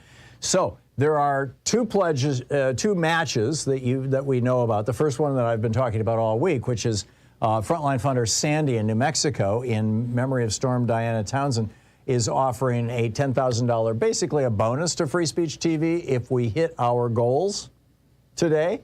I mean, if we hit our goals for the fund drive altogether, but today is the last day to do that. So today is the day we find out if Sandy is going to get taken up on his offer of $10,000. But also, Andrew in California and Murray in New York have put up a separate $10,000 match, so that specifically for this, for today's contribution, whatever you give will get doubled, up to $10,000. So we've got a $10,000 match on the table now from Andrew and Murray, and thank you, Andrew and Murray, and thank you, Sandy, as well, all three of you. And so what better time ever has there been to call now, 877-378-8669, or to text FSTV to 44321, or to go to freespeech.org and make a contribution to keep this network going. Free Speech TV is part of America. It's part of the woof and weave of this nation. It is part of our progressive movement. And it exists because of you, because of your help. We need to support Free Speech TV. You and me, we're all kicking in. I'm a donor, by the way, as well to Free Speech TV, in addition to providing a program for them. I think it's an important thing. I'm happy to support Free Speech TV. I feel like I'm not just being on Free Speech TV, but also separately as a family, Louise and I supporting Free Speech TV, feel like it makes us part of something greater than ourselves. It makes us part of something that is meaningful, that is consequential, that actually is contributing to positive change. You know, in my rant yesterday, I was going off on how we need to really get inside the Democratic Party and bring progressive values to a party that in some parts of the country is kind of old and stagnant and stale, and we can revive it. But it goes way beyond that. We've got an entire country to worry about, not just a political party here. And then beyond that, the world. The world looks to the United States so often. We are the example for the world. And for 4 long, terrible, painful, and you were with me through it, and thank you for that. For 4 long, terrible years, we were the example to the world of what it's like to have a racist, misogynist fool in the White House as a leader, as a consequence of, a little interference from Russian trolls and a whole lot of money from right-wing billionaires. Well, let's never have that happen again, right? And to make sure that that never happens again, because Donald Trump is sitting on a war chest of over $100 million right now. He's got more money than either the Democratic or the Republican parties combined right now. To make sure that doesn't happen, we need to get the progressive message out. We need to get people on our side communicating, talking to each other, seeing what's going on, informed about the issues of the day. All of that stuff comes out of having a television network that is genuinely progressive in every dimension and in every way imaginable. And that's it, right here. This is it. Free Speech TV. There are 3 right-wing television networks. There are 1,500 right-wing radio stations in the United States. There are 300 Spanish-language right-wing stations. There's 1 progressive television network in this country, and you're watching it right now. And you can become a part of it by calling 877-378-8669 and putting down your marker, saying, yes, I'm with democracy, I'm with progressive values, I'm with a nation that's moving forward rather than backwards. Because make no mistake about it, the GOP and the conservatives want to take this country backwards. That's really what they are all about.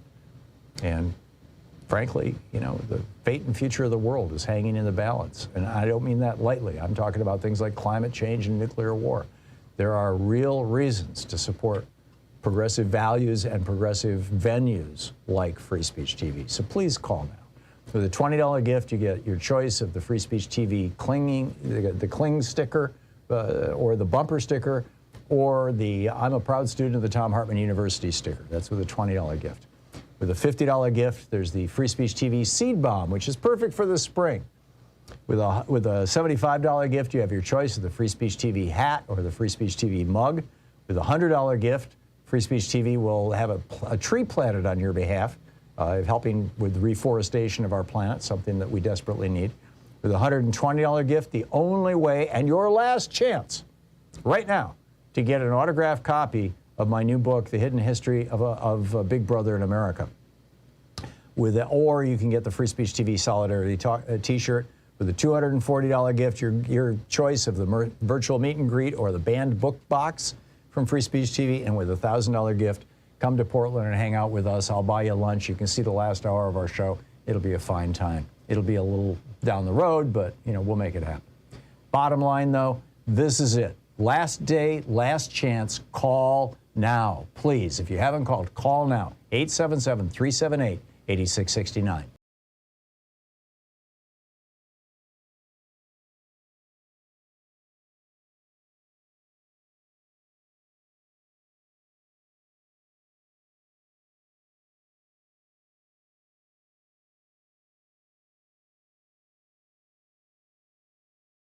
Came out of the Department of Global Public Health at the University of Bergen in Norway. Lars Fadnes is the professor who oversaw it.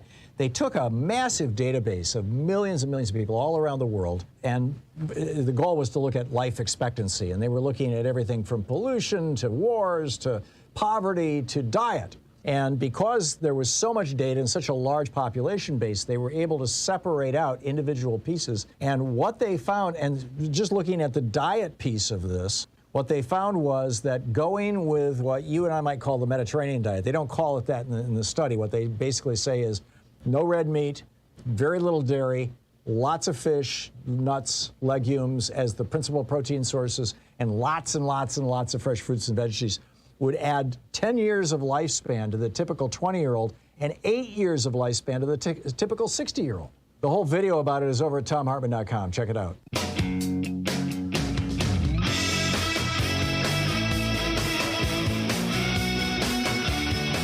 Welcome back. Anything Goes Friday here on the Thom Hartmann program.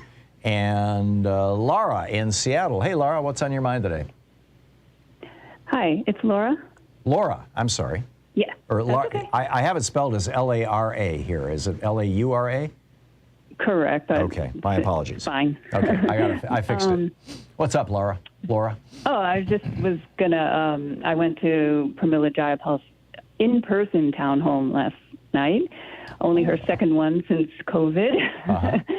And anyway, she just, she talked about a myriad of things, but 3 things that I kind of noticed that were interesting, which you may or may not know about, but your audience may. She talked about the climate resilience program that they're going to try and legislate. You might have heard about that.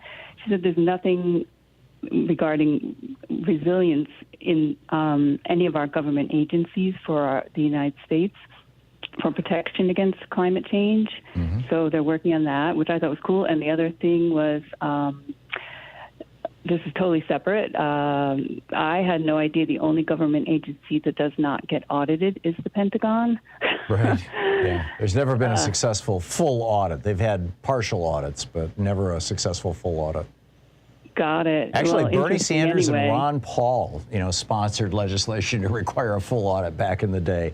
Didn't get it, though. Didn't pass. Yeah, doesn't surprise me. And then the third thing that was interesting, she said, you know how she was in the Capitol during January 6th. Mm-hmm.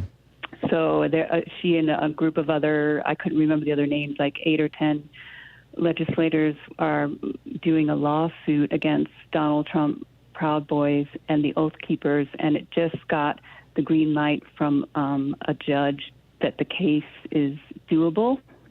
Oh, really? So they're suing Donald Trump, the Proud Boys, and the Oath Keepers. She and 8 or 9 or 10. I'm sorry, she's speaking a lot and fast. How many other people as a group are suing them? Wow. And she didn't say specifically what the points were, but we might, guess. She was right in the chamber. Yeah. Who knows? I don't, but anyway, but yes, it just got okay to go ahead with the lawsuit. That is great. It's worthy. That is fascinating. That's all. Okay, well, that was a good one. Laura, thank you very much for that. I appreciate the heads up and the information. Dorothy in Topanga, California. Hey, Dorothy, what's on your mind today? Hi, Tom. How are you? I'm well. What's up? So we're having an issue with the Sierra Club here in California, and it seems to be a national issue also. But you're a little bit familiar with Los Angeles. You know that we have a legislator named Kevin DeLeon in California. I don't know anything about him. You're not familiar with him? He was the president pro tem of the Senate, the state Senate, and he passed a slew of environmental legislation. He was sent by Obama to Paris to the climate talks. He's been a speaker all over the country on climate issues. Right. So he's a good guy. And we're having a mayoral election here. He's running for mayor, and other people are running. One of them is a lady named Karen Bass, you probably have heard of. Yeah, she's a member of Congress. She's a very, very nice lady, but environment is not one of her issues. Right. But the Sierra Club here is trying to endorse her for mayor. Okay. Over a climate champion, and the environment is supposed to be there. Well, that's their right, Dorothy. I mean, they can pick whoever they want. Well, it's not. It's a very secretive process. Mm-hmm. The members are not contacted. They're not listened to. Members have nothing to say. One member sent them a letter, and they said that she was interfering with the process. So this is all very secretive process that they're using. Are you a member of the Sierra Club, Dorothy? Have you reached out to Have you reached out to them? I haven't, because my friend did. I wrote an article that's been published in Down with Tyranny about it. Everybody's up in arms, including the people. They're not allowing anybody who's associated with the Democratic Club in any formal way to vote. So that takes out a whole bunch of activists who are in the Sierra Club. They're not allowed to vote. So they have not told you why they're supporting one over the other. Well, we it's believe not that like it has to do. I'm sorry. Go We ahead. believe it's a developer issue, as it usually is in California, in Los Angeles especially. Yeah. Well, Dorothy, I'm sorry. I don't have any inside information on that. I don't know anything about it, and I'm taking your word for everything you're saying, but I don't have any easy solutions there. Dorothy, thank you for the call. If you can figure out, if you can get from them what's going on, I'd love to hear the resolution of this. Bill in Clifton, New Jersey. Hey, Bill, what's up? Hey, Tom.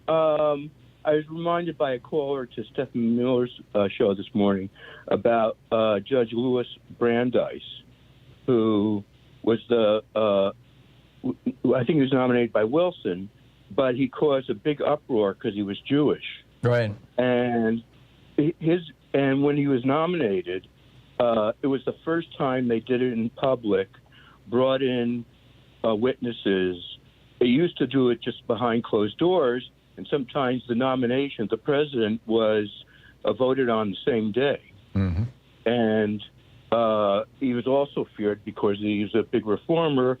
He kind of made the right to privacy an issue. And he essentially created the modern right to privacy. I mean, it wasn't, it was his dissents, actually, back in the day that led to ultimately to the Connecticut case, right? That legalized birth control.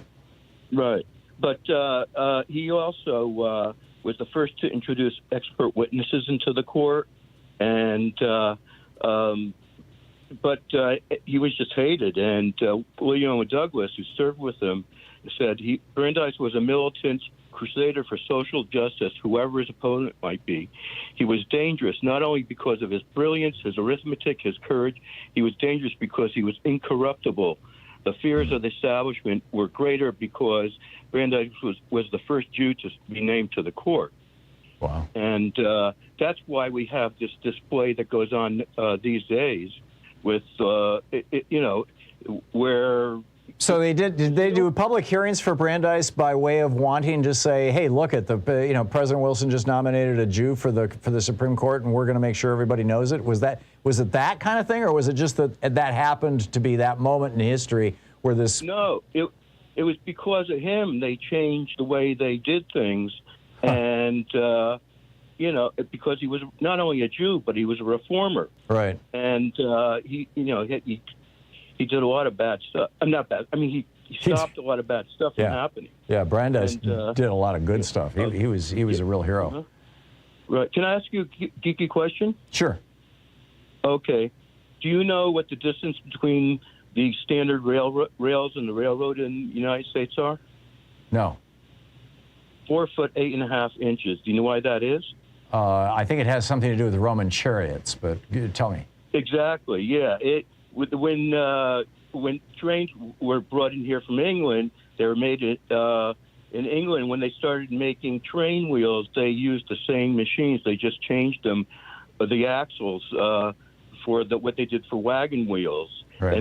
And because the Romans ruled England for a few hundred years, they had these chariots that would cause ruts in the unpaved roads. So if you didn't have wheels that fit into those ruts, you would you would fall over. Right. So because of that, everything is based on the Romans.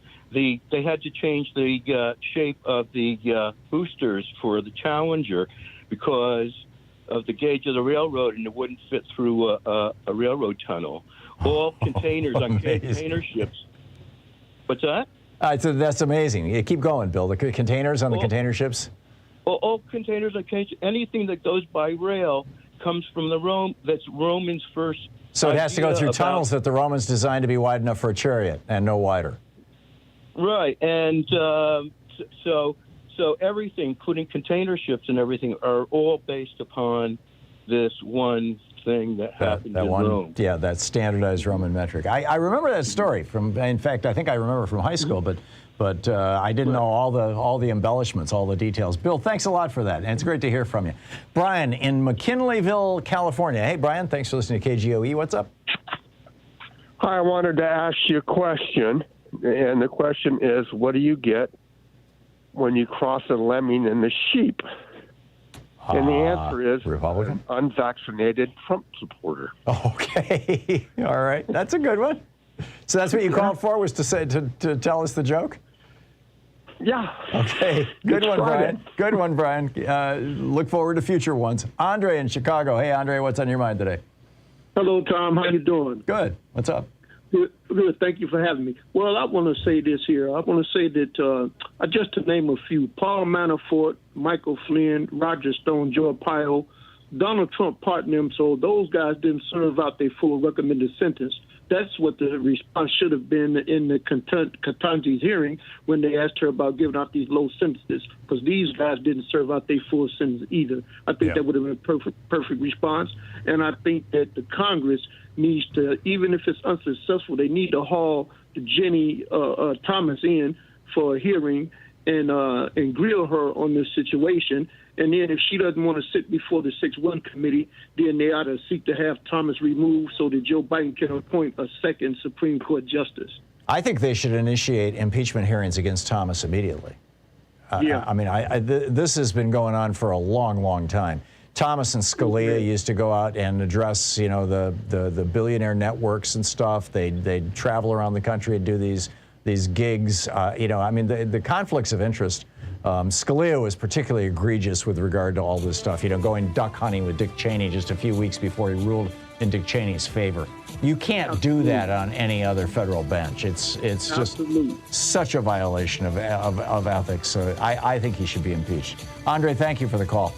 Spot on. 46 minutes past the hour. Back with more of your calls on Anything Goes Friday here. Stick around.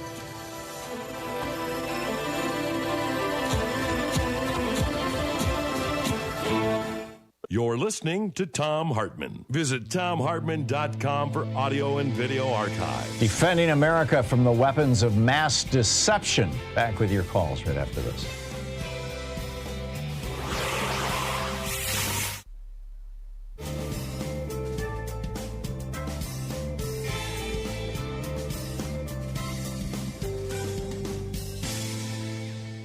And welcome back. Steve in Gresham, Oregon. Hey, Steve, what's on your mind today? Hey, Tom. Real quick, that story about the rockets and the width of the rail lines, the Germans told that same story about their rockets in World War II. It's an old story. It's been around, and it's not really true. Oh, okay. Yeah. All right. What I wanted to call about was yesterday you had a caller talking about eliminating political parties, and I don't think we need to eliminate them so much as deinstitutionalize them in our election process. So how would you go about doing that, Steve? Stop having Republican and Democratic primaries run by the state.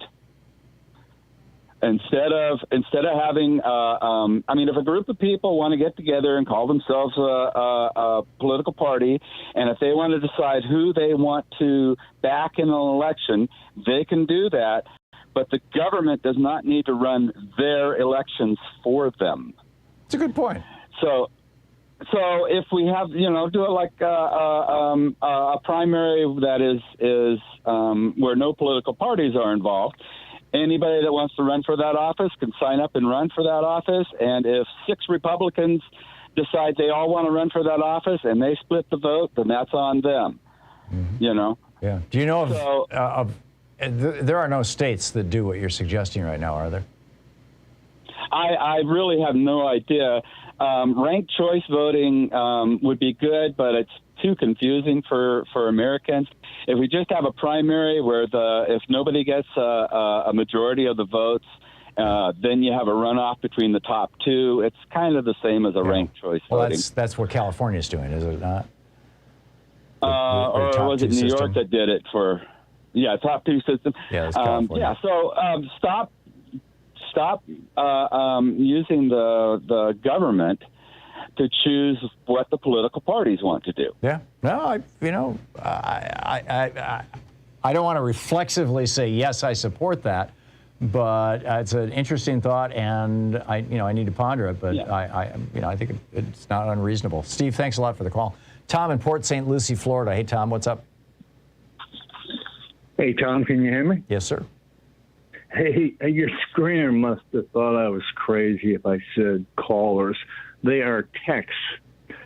In regard to DNC. Oh, you're getting text messages from Democrats asking for money? Exactly. Me too. Yes. Me too. And I discovered that over at Act Blue, which is how most Democrats collect their money, that Act Blue had my phone number. And so I just went into my Act Blue account and deleted my phone number.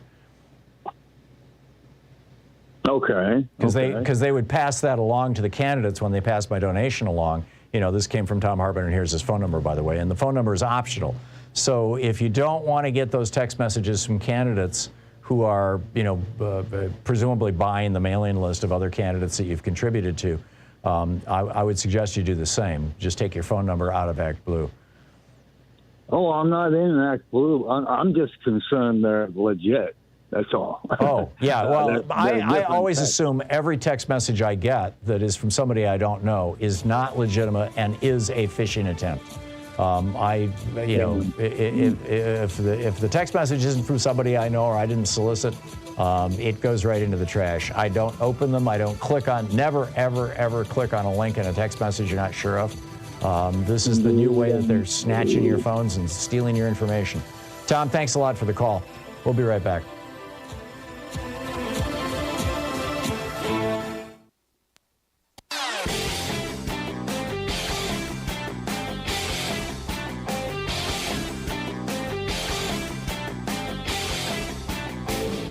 Share the Thom Hartmann program with your friends. We're available on SiriusXM, Free Speech TV, Pacifica, commercial stations nationwide, YouTube, Twitter, Facebook, on the Thom Hartmann app, and you can even tell your smart speaker to listen to the Thom Hartmann program. Welcome back. Jeff in Atlanta. Hey, Jeff, what's on your mind today?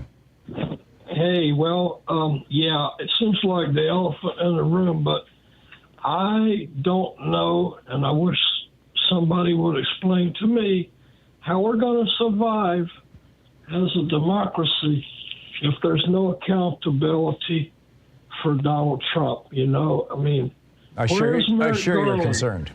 I share your concerns, Jeff. Yeah. This guy should be in jail right now. He incited a rebellion against the United States. New York has chickened out, apparently. I don't hear anything from Merrick Garland. We got a DA here in Atlanta. It shouldn't be up to poor DA. Fannie Willis is apparently the only person in the United States actively pursuing any consequences for Trump. And I just don't see how we're going to make it. Right. She's doing the criminal charges down there in Georgia. Letitia James in New York State is doing civil charges against Trump. But the criminal charges were being pursued by the district attorney of New York City. And Alvin Bragg got elected. He's the new DA. Yesterday, somebody called and said that they had called his office and said, hey, how come you're letting Trump off? And his office said, oh, no, that's still an open investigation. But then after I got off the air, I saw a news story that the people who had come in and testified against Trump or had provided documentation against Trump, his bookkeepers and things like that, that documentation is being returned to them by District Attorney Bragg's office right now, apparently. Now, I haven't verified that. I've seen it in a couple of different news sources, but I didn't get it off like the New York Times or Washington Post. So it may not be accurate, but I believe it to be or probably is. And I want to know what's going on with Alvin Bragg. Why is this guy, willing to cut Trump a pass? It's something smells wrong here, Jeff. Jeff, thanks a lot for the call, and good on your DA down there. Anita in San Antonio, Texas. Hey, Anita, what's up? Hi, Tom. The Judge Jackson hearings, you heard a lot of these people like Lindsey Graham, Republicans, talk about this other woman, this black woman that they wanted to nominate. Do you remember her name?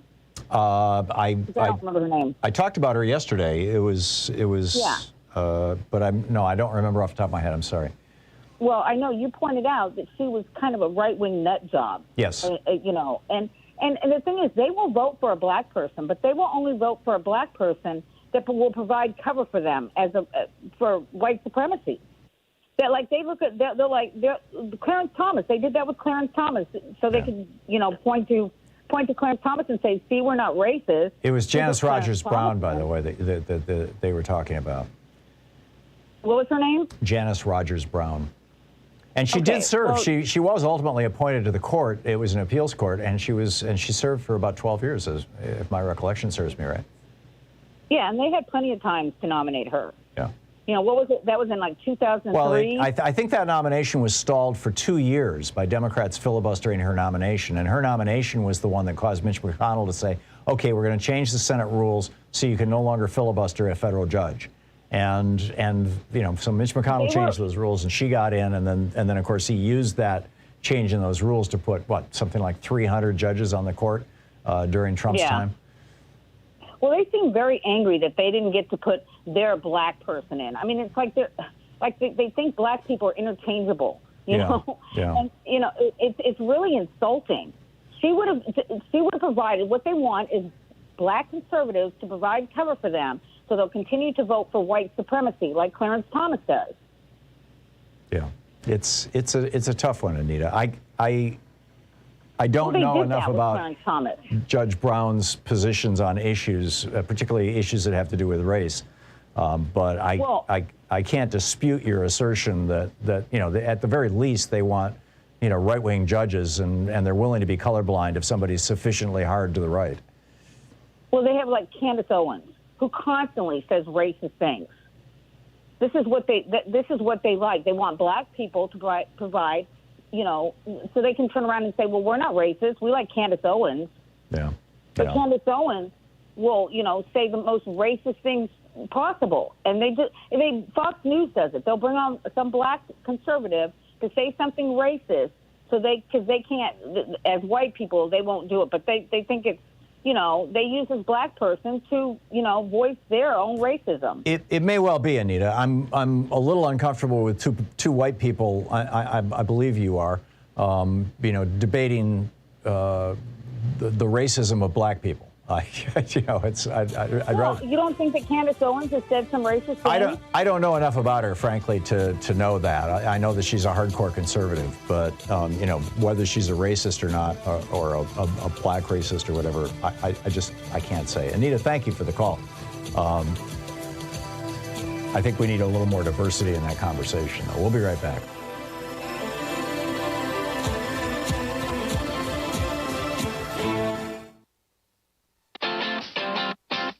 You're listening to Thom Hartmann. These companies support the Thom Hartmann program. They are HelloFresh, the #1 meal kit delivery service. More info at HelloFresh.com, code TOM. The Hidden History of Big Brother in America, How the Death of Privacy and the Rise of Surveillance Threaten Us and Our Democracy by Thom Hartmann. More information at all book outlets. Wild Alaskan Company, 100% sustainable wild-caught seafood delivered right to your door. More info at wildalaskancompany.com/Tom. Cozy Earth, better sleep, better you. More info at cozyearth.com, promo code TOM. The latest views and opinions from U.S. politics and other fascinating subjects too, including cutting-edge science reports at HartmannReport.com. And Dinovite, a whole food supplement for your pet's immune system. More info at Dinovite.com.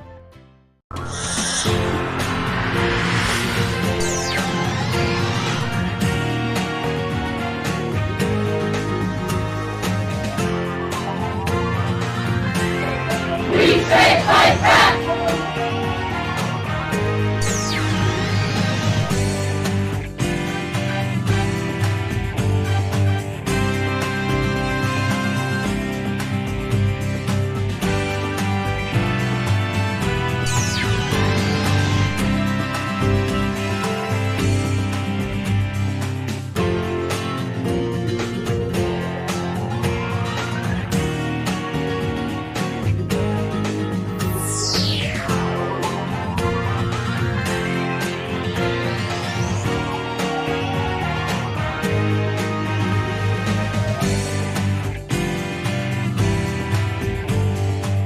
It's the last day of the pledge drive, of the spring pledge drive, this unusually long spring pledge drive, because, you know, we have unusual circumstances here in the world and we really need to get this thing done.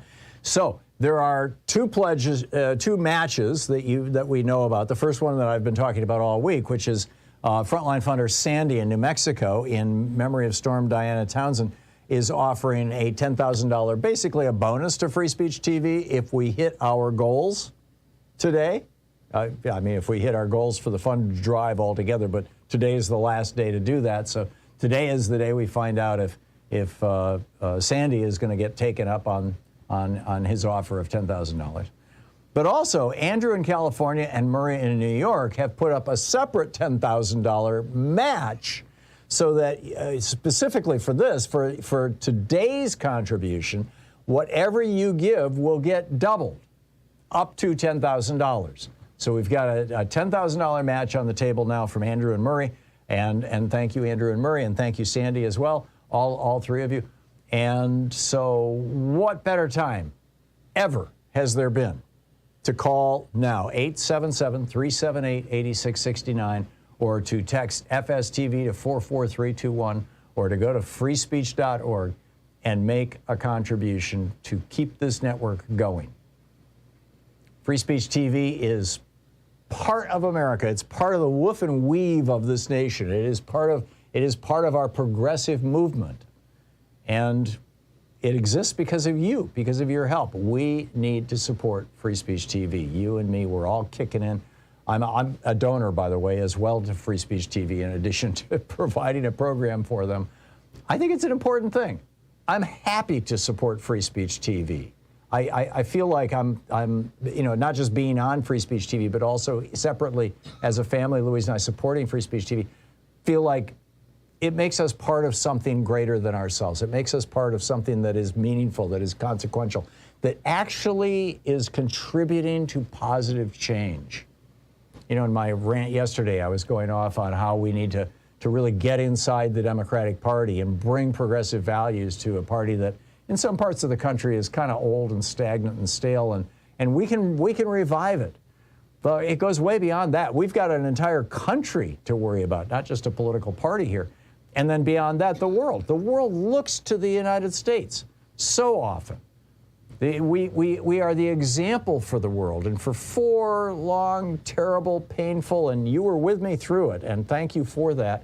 For 4 long, terrible years, we were the example to the world of what it's like to have a racist, misogynist fool in the White House as a leader, as a consequence of, you know, a little interference from Russian trolls and a whole lot of money from right-wing billionaires.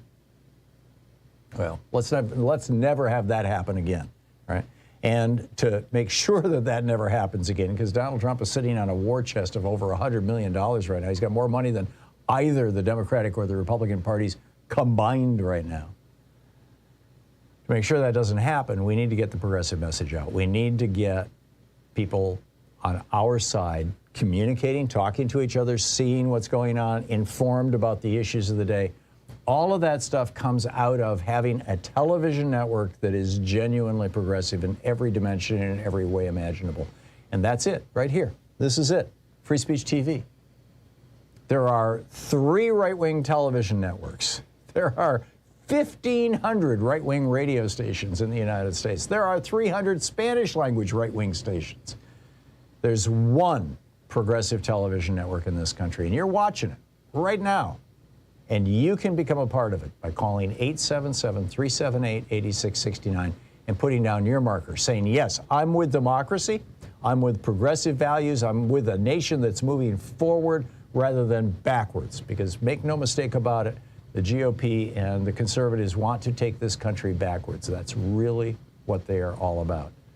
And frankly, you know, the fate and future of the world is hanging in the balance. And I don't mean that lightly. I'm talking about things like climate change and nuclear war. There are real reasons to support progressive values and progressive venues like Free Speech TV. So please call now. With a $20 gift, you get your choice of the Free Speech TV the cling sticker, or the bumper sticker, or the I'm a proud student of the Thom Hartmann University sticker. That's with a $20 gift. With a $50 gift, there's the Free Speech TV Seed Bomb, which is perfect for the spring. With a $75 gift, you have your choice of the Free Speech TV hat or the Free Speech TV mug. With a $100 gift, Free Speech TV will have a tree planted on your behalf, helping with reforestation of our planet, something that we desperately need. With a $120 gift, the only way and your last chance right now to get an autographed copy of my new book, The Hidden History of Big Brother in America. Or you can get the Free Speech TV Solidarity t-shirt.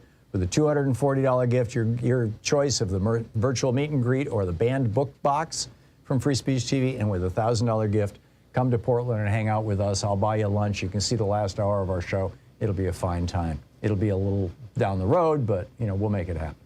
Bottom line, though, this is it. Last day, last chance. Call now. Please, if you haven't called, call now. 877-378-8669.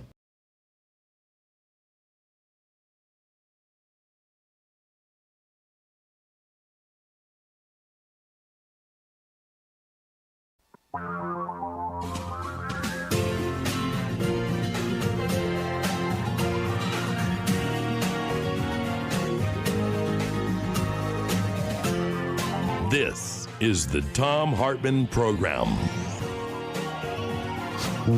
Welcome back to the third hour of our program. A couple things I wanted to point out to you. The first is Germany has vowed to end their dependence on Russian gas by 2024, and really to get out of this business by the end of this year. This is fascinating. The pipeline from Siberia to Europe was built in 1984. It was built during the Reagan administration. And at that time, it was not Russia, it was the Soviet Union. And at that time, weirdly, most of the decision about whether to build this pipeline fell to the United States, even though it was Europe. I mean, we played an outsized role in this. And the Reagan, and there's a great piece in the Financial Times about this today, or maybe it's the New York Times, the Deal book, but in any case, it's one of these two. The Reagan administration and American corporations, fossil fuel companies, were lobbying heavily in favor of this. And the American Central Intelligence Agency came out and warned the Reagan administration and the Europeans, at that time there was no European Union, warned the Europeans that this would be a big mistake. You don't want to do this. You will become dependent on Russian fossil fuels, and that's not a healthy thing, or on Soviet, back in the day it was Soviet. But Reagan was gung-ho for it, and the corporations were gung-ho for it, and they prevailed, and so there's this pipeline. Well, Germany now is saying enough. This is from the Financial Times this morning, FT.com. James Polity in Warsaw, Sam Fleming in Brussels, and Erica Solomon in Berlin.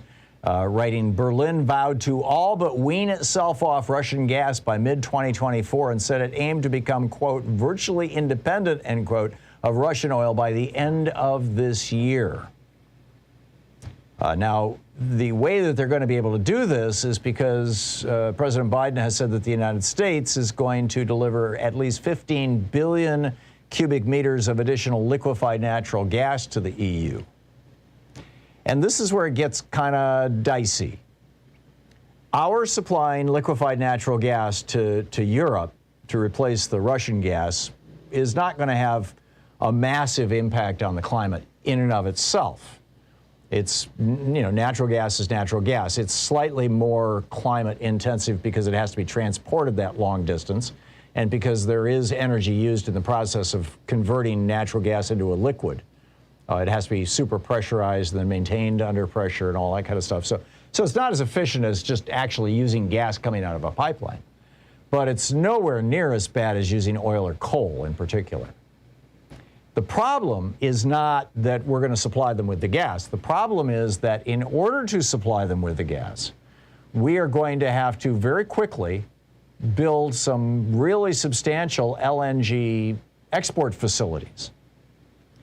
And again, in and of itself, that's not going to contribute to climate change substantially outside of just, the normal activity of building things. But the concern is that once you've built it, it will be used. long after it's no longer needed. I mean, these will be facilities that are being built in many cases with government money or government support or government subsidies, but that are typically owned by private for-profit corporations.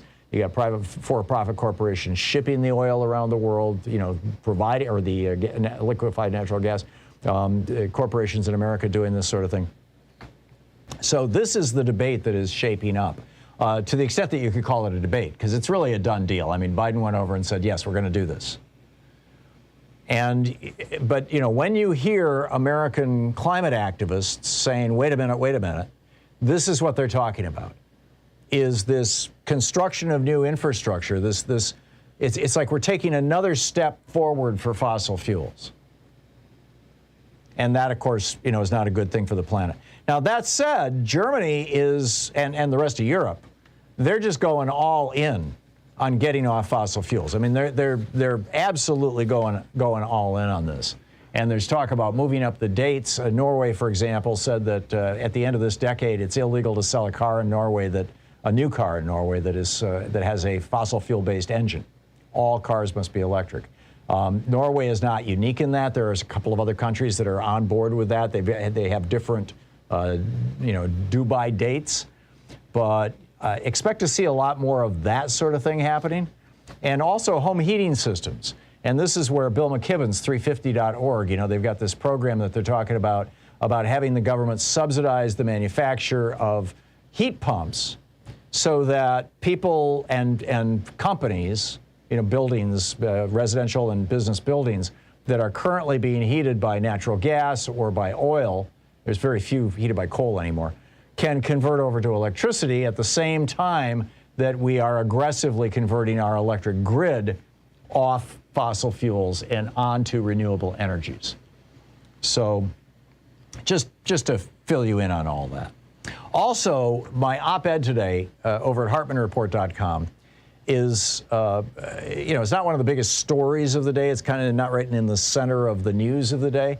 Although, in a way, it is. And I probably should go in and edit the article after I get off the air, because the story is about how if you build a building, as it were, on the internet, the rules are quite different than if you build a building on the street or you have your own home. And this goes back to the old castle doctrine from 1275, Edward III in England, the idea that your home is your castle and you can defend it. We're all familiar with that. But the flip side of it is your home is also, you are responsible for what happens in your home. So if you put a sign out in front of your house that said, big party tonight, no rules, everybody welcome, and you end up with a bunch of people, selling heroin out of your kitchen, and the police bust in and drag off the pushers, they're going to drag you off too, because you invited them in and you knew what was going on. You have a liability for that. Similarly, if you were the manager of a Home Depot, for example, and they've got big empty spaces in there, and you decided one Friday night the store is empty, hey, let's turn it into a party space, and people are doing illegal things in there, you and Home Depot would have some liability for what happens in your building. We all understand that. This is not revolutionary thinking here. But in 1996, the U.S. Congress passed this Telecommunications Act of 1996 that contained something called Section 230. And what Section 230 says is, yes, if you build a house and you let somebody sell heroin there, you have some liability for that. You have some responsibility. If you have a business building and you let people deal illegal guns out of the back office, you have liability. But if you build a castle on the internet, you have no liability if you invite people in who commit crimes, which is, part of how Mark Zuckerberg became one of the richest people on the planet, building a big castle on the internet and having essentially no liability. Now, courts have found a few areas where there can be some liability, human trafficking, copyright violations, but by and large, this is still very much the case. And so what I'm saying in my book, The Hidden History of Big Brother, and also in my op-ed today over at HartmannReport.com, is that we need to do something about this limitation on liability for internet-based, mostly social media, but for basically internet-based operations. I'm not saying rip it apart altogether. We need to have a conversation about it. And it's also not, I'm not the only one saying this. Josh Hawley wrote a book called The Tyranny of Big Tech. Yes, that guy, Josh Hawley, in which he makes the same argument that I'm making. So all of that's my op-ed today, and all of that stuff is like, there's all that. But here's the news that adds on to it. And like I said, if I have time this afternoon, I'll go in and edit my own op-ed to include this.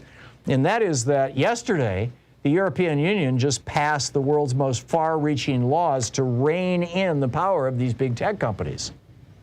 They have one law that says that if you do more than if your platform has a market value of more than $83 billion, which includes Alphabet, the company that owns Google, Amazon, Apple, Meta, the company that owns Facebook, and Microsoft, that if you are one of these companies, you may not violate these laws. So what do the laws say? Well, one of the laws says that social media companies have to police their platforms more aggressively. I mean, it's just very straightforward stuff, which is sort of what I'm talking about here, number one. Number two, that Apple, for example, on the Apple App Store, you have to have Apple's approval to be in the App Store, period. And by the way, you can't sell things like, for example, if you use the Apple App Store and you bring up your Amazon app on your Apple iPhone and you try on your Amazon app to pay for a movie that you want to watch on Amazon Prime, you can't do that. You have to log in on the internet because Apple says, you're going to give us a piece of that money or you can't do it. Well, the European Union said, tough luck, Apple. You're going to have to let what they call alternative billing systems exist. Amazon would also be barred from using data collected from outside sellers. This is a big problem, or for many companies, they go on Amazon and they sell something and it gets really popular and does really well, and Amazon says, oh, that's cool, look at that, they're really popular on our platform, let's compete with them. And so there's all these Amazon branded products, and it's hurting companies. So the EU is saying you can't do that anymore.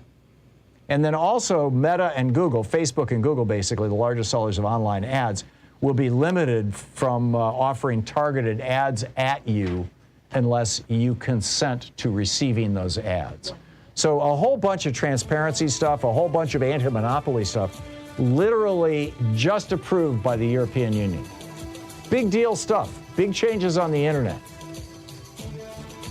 So, back to Anything Goes Friday. I'll pick up your phone calls on the other side of this break. It's 17 minutes past the hour. It's the Thom Hartmann program, the place where despair is not an option.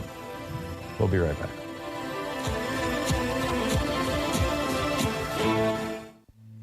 This is the Thom Hartmann program. Sean wants me to promise never again to align myself with Josh Hawley. Okay, I promise. We'll be back at 17 minutes past the hour.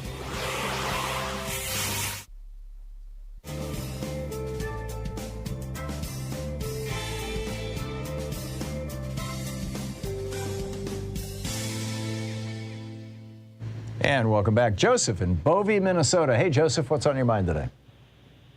Hello, Tom. I'm the guy that calls in that does a spatially explicit 1 kilometer COVID forecast. I got something that I just did that might explain why Europe is undergoing this recent surge and why we might have to expect it too. Oh, yeah. And by the way, if I can, Joseph, and there's a great, at least there was a couple hours ago, a great article about this posted over on democraticunderground.com. England, the United Kingdom, has gone from fewer than 1 million cases a day a week ago to over 4 million cases a day today. I mean, it's exploding right now in the UK. And, obviously a lot of these are breakthrough infections. But this is the D2 or B2 variant of Omicron. Back to you. That's correct. Yeah. What I did was, for the United States, I looked at the vaccination record going back to when they started, and then accounted for age and the booster shots, and then weighted those through time and came up with an effective efficacy for each state. And when you look at the United States overall, it's now below 50%, which... as you know... Are you talking vaccinated or vaccinated and boosted? Vaccinated and boosted. Okay. our total efficacy now is below 50%. So we'll get whacked harder than England did. That's true. I haven't done it for the other countries. I need to go back through and do it for them, too. Yeah. So, you know, people act like the surges, there's going to be no surge or nothing's going to happen. Right. And my first model run said, sure enough, there's going to be another surge in about 6 weeks. I agree. And get ready. Hold on to your seats here, because it's going to be a big one. That's correct. And what this screams for is, you know, a fourth or a second booster for people. Yep. Is definitely needed. And both Moderna and Pfizer have applications before the FDA, and I don't know why they're taking their damn time on this stuff. Yeah, it needs to be done ASAP. And the other thing was, you remember Pfizer said they'd have a 90-day turnaround for an Omicron-specific vaccine. I haven't heard anything about that now. Neither have I. That would really be useful, too. But anyways, if you want to look at the chart, it's pinned to my Twitter profile, JLE ROLLBLUES. And then I also put the forecasts up there. You mentioned that before. So if people want to check it out, they can look at it and gather what they want out of it. Yeah. But anyways, you have a wonderful weekend. Well, thank you, Joseph. Just one real quick question before you go. Are you laying out the differences on a state-by-state basis? That's correct. Yep. So we're probably going to see what we saw with Delta, which is the Republican states, we're going to see huge spikes and we're going to see a lot of deaths. And in the democratically run states, probably not so much.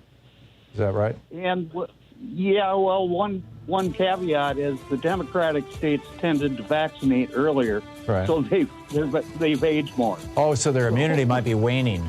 Oh, geez, yeah, this thing gets complicated, doesn't it? Joseph, thank you. Yes, thanks for the call. I'll check out the Twitter feed here during the break. Thank you. We'll be back. It's 21 minutes past the hour. Stick around.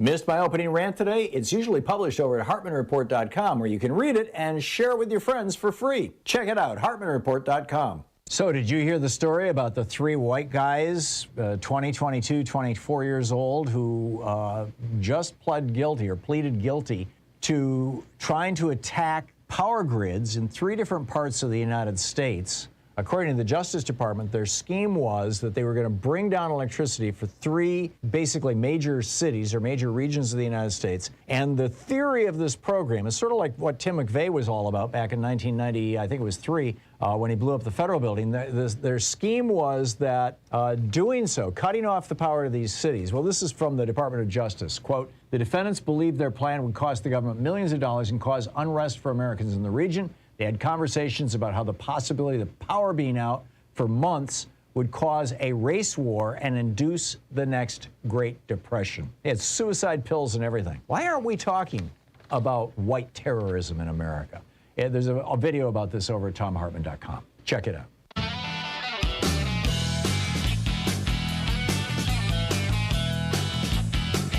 And welcome back. Picking up your phone calls here on Anything Goes Friday. And Jeff in Portland, Oregon. Hey, Jeff. Thanks for listening to X-Ray FM. What's up? Hey, happy Friday, Tom. Hope you're enjoying this nice spring weather we're having this week. It is beautiful, isn't it? It really is. It was worth the wait. And, you know, to begin with, I want to give a shout-out to all the activists that have called in the last couple of days. As Morris said earlier, get in where you fit in, and I would say even where you don't, because real change starts from the ground up. Having said that, though, Tom, you know, whether it's Democratic activists here or fearless Ukrainians fighting for their lives and democracy over there, we all need help from people in high places where we can get it. And in the case of Ukraine, you know, I say the U.S. and NATO need to keep getting the arms they need to defend themselves, keep getting them the arms they need, and make it clear to Putin he's never going to win. You know, people like authoritarian dictators like him, they only understand strength. So you got to make. I think that is becoming clear to him. You know, the Russian song and dance right now is no longer "We will take Ukraine." Now it's "We'd like to hang on to Crimea and the Donbass, please." Yeah. So you know, while we're arming the Ukrainians, you know, make sure the offer for peace is you know, there and prominent, and the sooner he takes it, the better off he'll be. And then in the U.S., Tom, you know, President Biden, he has to also be bold here and do it in a way that puts wind in the sails of these grassroots activists and addresses the climate crisis and the severe inequality that so many Americans struggle with on a daily basis. And some of the actions he could take, you just mentioned Bill McKibben's heat pumps for peace plan. What a great way to create jobs and weaken Putin and address the climate crisis. And, you know, 5 senators this week are urging President Biden to implement that plan, including our own Jeff Merkley. So props to Jeff Merkley. And then finally, Tom, you know, Biden can and he should cancel substantial amounts of student debt, and he should take on the affordable housing crisis that you spoke of earlier this week. And to bring things full circle, let's not forget that in the middle of the pandemic, it was an activist who became a congresswoman, Cori Bush, who was at one time herself homeless. She almost single-handedly kept millions of people from getting evicted during the middle of the pandemic. So if people need an inspiration to get active, I say look to Cori Bush. Forgive my not knowing what Cori Bush specifically did. Do you want to fill us in? Well, yeah, the eviction moratorium was set to expire. I think this was like several months ago, and she camped out on the steps of Capitol Hill. Oh, that's right. She was not alone in that, was she? Well, no, she got support from her fellow squad members. Right. I think AOC and you know, others in the squad showed up. Jamal Bowman, I believe, showed up to support her. But really, it was her one person starting that movement to put pressure on Biden to extend that moratorium, and it literally saved millions of people from possibly getting evicted. So never underestimate the power is not of one an person. option. There you go, Jeff. There you go. Never underestimate the power of one, even just one, really, truly motivated activist. Jeff, thank you for the call. We will be back. It's 27 minutes past the hour here on the Thom Hartmann program, the place where smart people get their news. We'll be back with more of your calls on Anything Goes Friday right after this. You're listening to the Thom Hartmann program. Call 202-808-9925. Occupying the media 3 hours a day, 5 days a week, right here. We'll be right back.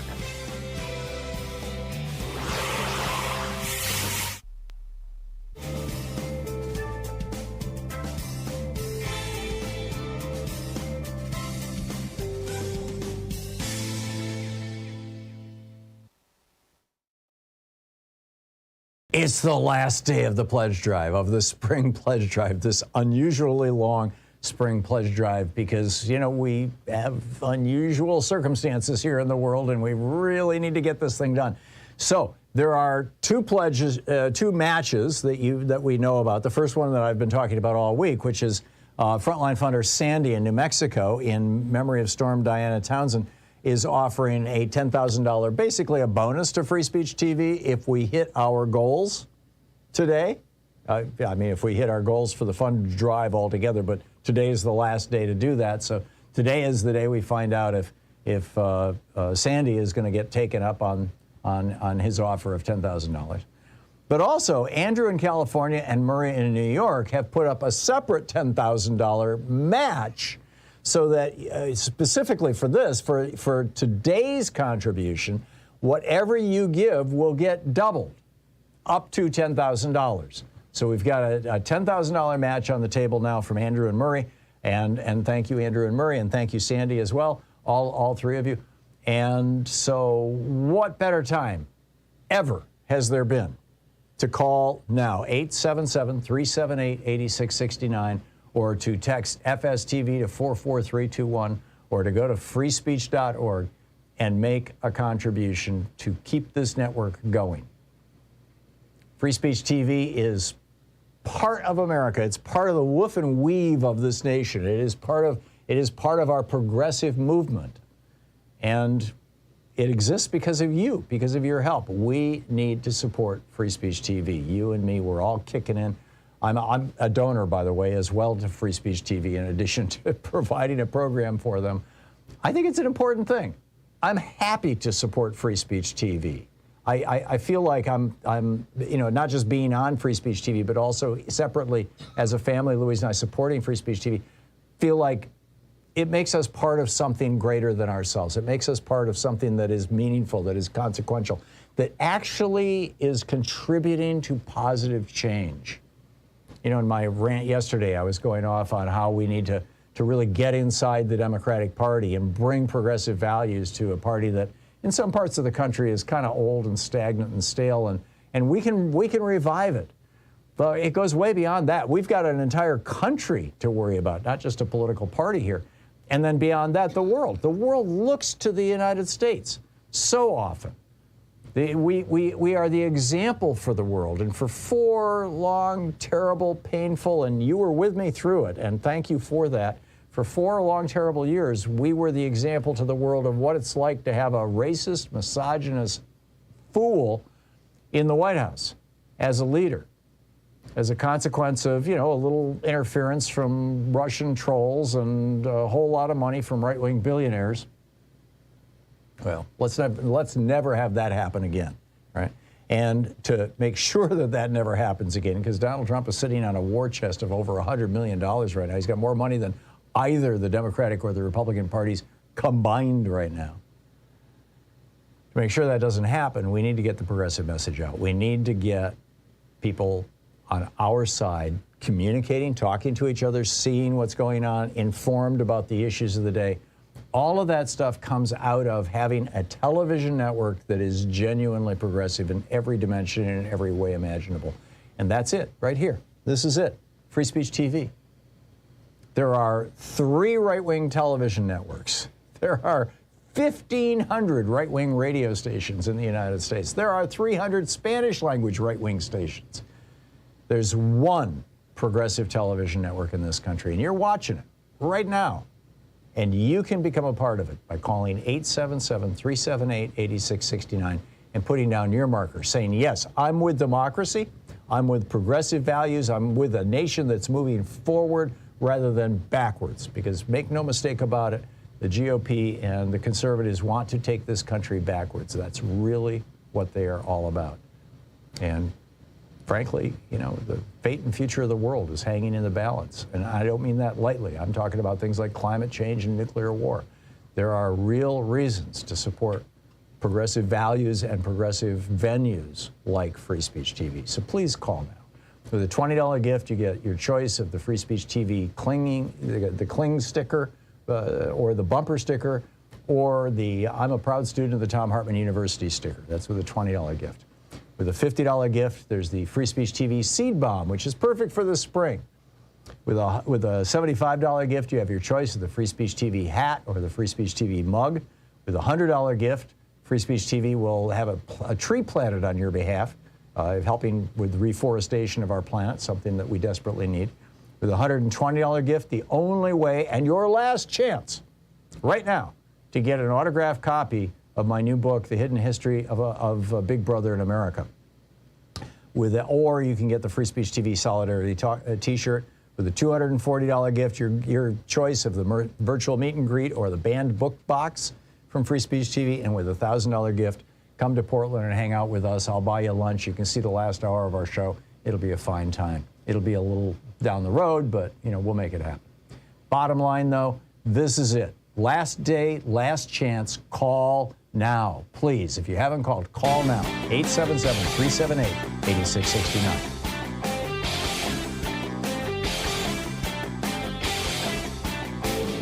Our 1-hour free podcast recaps our show, and it's available wherever fine podcasts are found. And we have the full 3-hour podcast available over at thomhartmann.com if you want to really support our program. They often say that Republican Senator from Wisconsin, Ron Johnson, is the stupidest guy in the entire United States Senate.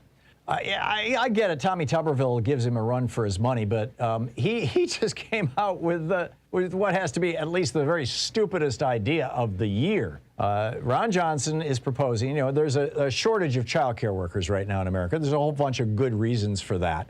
But he has proposed a solution. His suggestion, any woman in America who's getting any kind of public assistance, you're getting food stamps, you're getting, tuition relief, whatever it may be, you would be forced to go into daycare centers and care for children. Yeah, seriously. This is Ron Johnson's idea. People who had no training, and one of his assistants said, well, it's just like teachers who teach in public schools where their own kids attend. No, it's not. These are not trained professionals. There's no union. This is nuts. There's a whole video about it over at ThomHartmann.com. Check it out.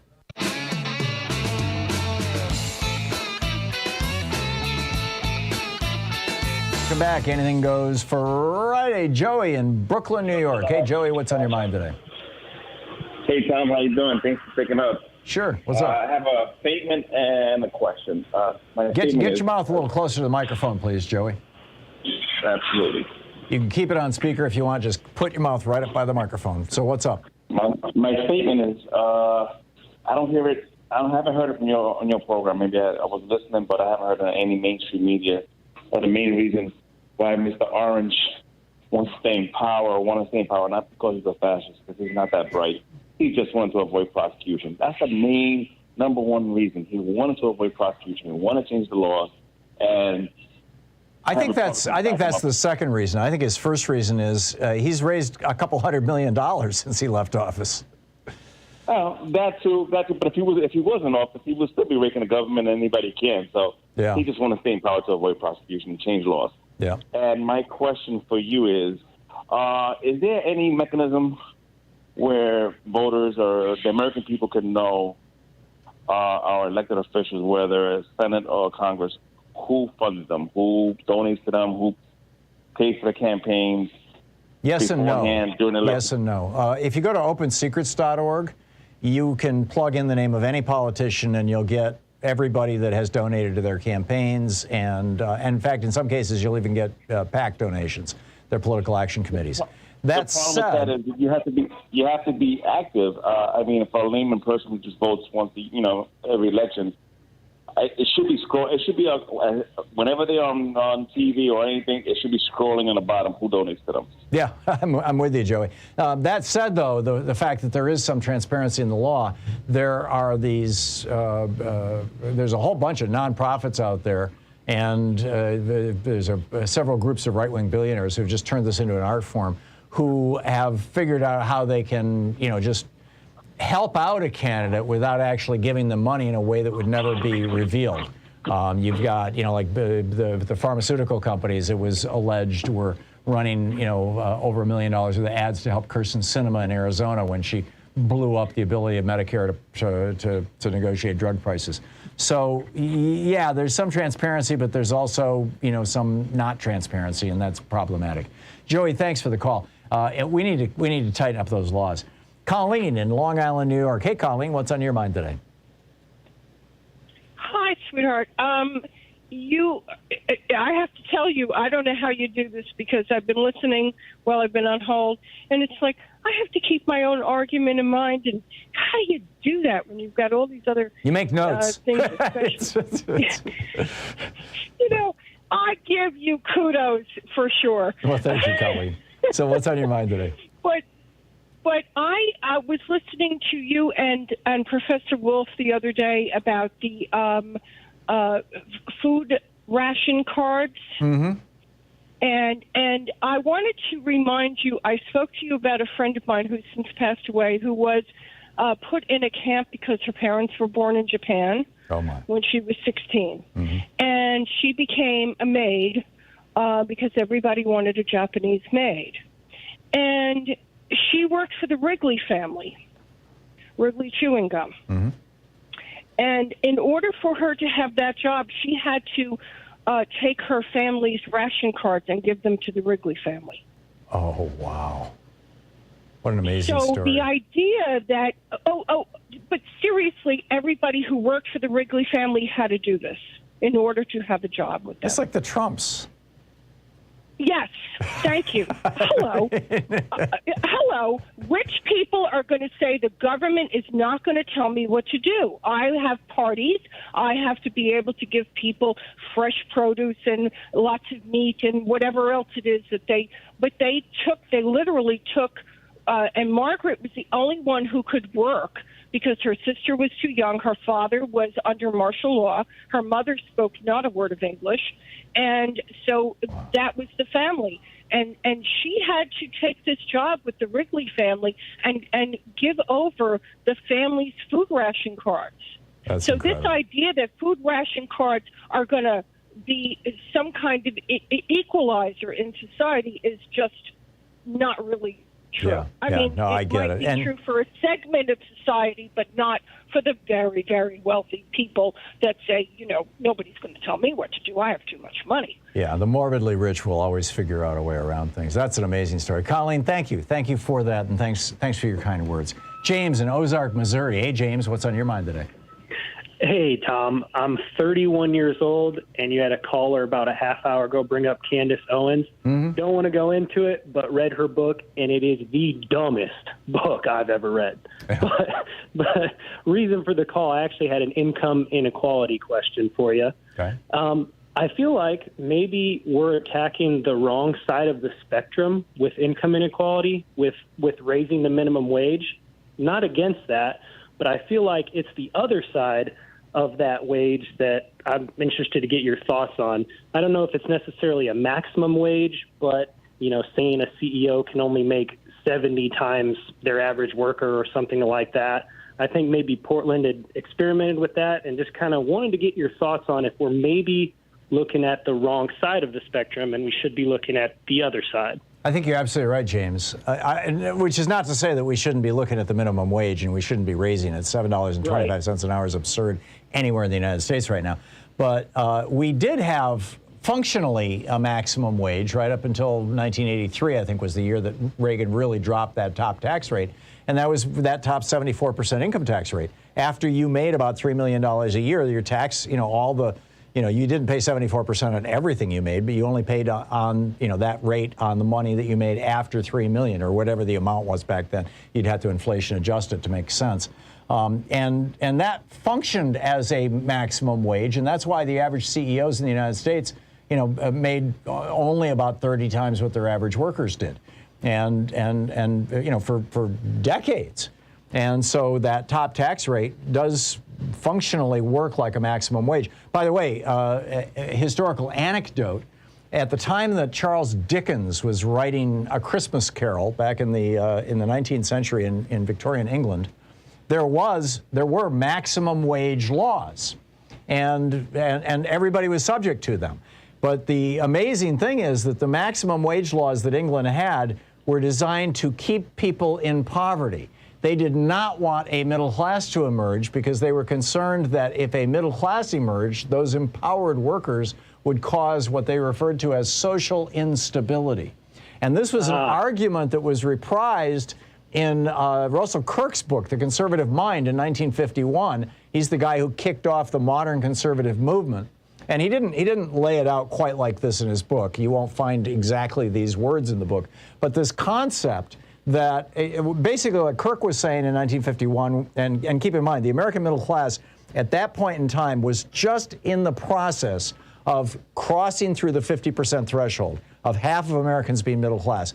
It was the first time in the history of the world that half of the people in any country had become middle class, and certainly the first time in the history of the United States. And it was the result of the Wagner Act, 1935 unionization, and it was the result of all the demand after the war, after World War II. And so what Russell Kirk said was essentially, this is all in my book, The Hidden History of American Oligarchy, by the way, if you're looking for links or references.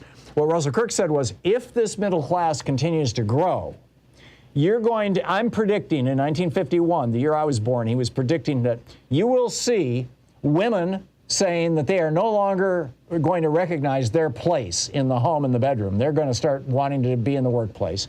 You're going to see minorities no longer understanding their place in the social order. You're going to see young people refusing to obey their parents. and you are going to see general societal chaos and the breakdown of the United States. The country will collapse. The Soviets will come in and take it over, and we'll become a communist nation. That was what he predicted in 1951. So then, in 1961, when the birth control pill was legalized by the Food and Drug Administration, and in 1965, when the Supreme Court legalized the possession of birth control in the United States for married couples, and then particularly in 72, when they legalized possession of birth control for even single people in the United States, and then, of course, 73, you had Roe v. Wade. During that period of time, from 65 to 75, you had the student movement rising up, demanding that we get out of the Vietnam War. You had the women's movement that seemed to come out of nowhere, but came, right on the backside of the availability of birth control, so that women could, regulate their bodies in ways that allowed them to work in the, to participate in the workforce. You had the civil rights movement. This was the heyday of Martin Luther King and everybody else. All those things that Russell Kirk had predicted 20 years earlier, 15 years earlier, they all started happening in the 60s. And that was the point at which, in 1964, Barry Goldwater was running for president, saying, look at this. Russell Kirk, Barry Goldwater, in his autobiography, in his first autobiography, No Excuses was his second one. Conscience of a Conservative was his first one. In that book, he points to Russell Kirk as the guy who got him going on all this. And he comes out in 64 and says, elect me president, and I will stop these trends because Russell Kirk was right. And this has been the essence of modern conservatism ever since. Look out, those minorities, they're going to create chaos. Look out, those students, they're going to create chaos. Look out, those women, they're going to create chaos. And they're still saying it today. James, sorry about the long rant there, digression, but... Absolutely. Thank you for that. And if I could just say one more thing, if you can have Noam Chomsky on, he's 93 years old now. It's like he's on borrowed time. Huge fan. I know you have Professor Wolf on all the time. But he's been on the program a couple of times. We've had Noam Chomsky on before, but spot on, James, and I'm a big fan of his. Thank you very much for the call. And by the way, the whole point of what I was saying about, Russell Kirk and conservative mind and all this stuff is that they viewed keeping the minimum wage down as essentially the same thing as a maximum wage. And functionally it is. We'll be right back. You're listening to Thom Hartmann. Visit ThomHartmann.com for audio and video archives. It's Anything Goes Friday here on the Thom Hartmann program. Talk media for the sane among us. Yes, there are still some of us still here.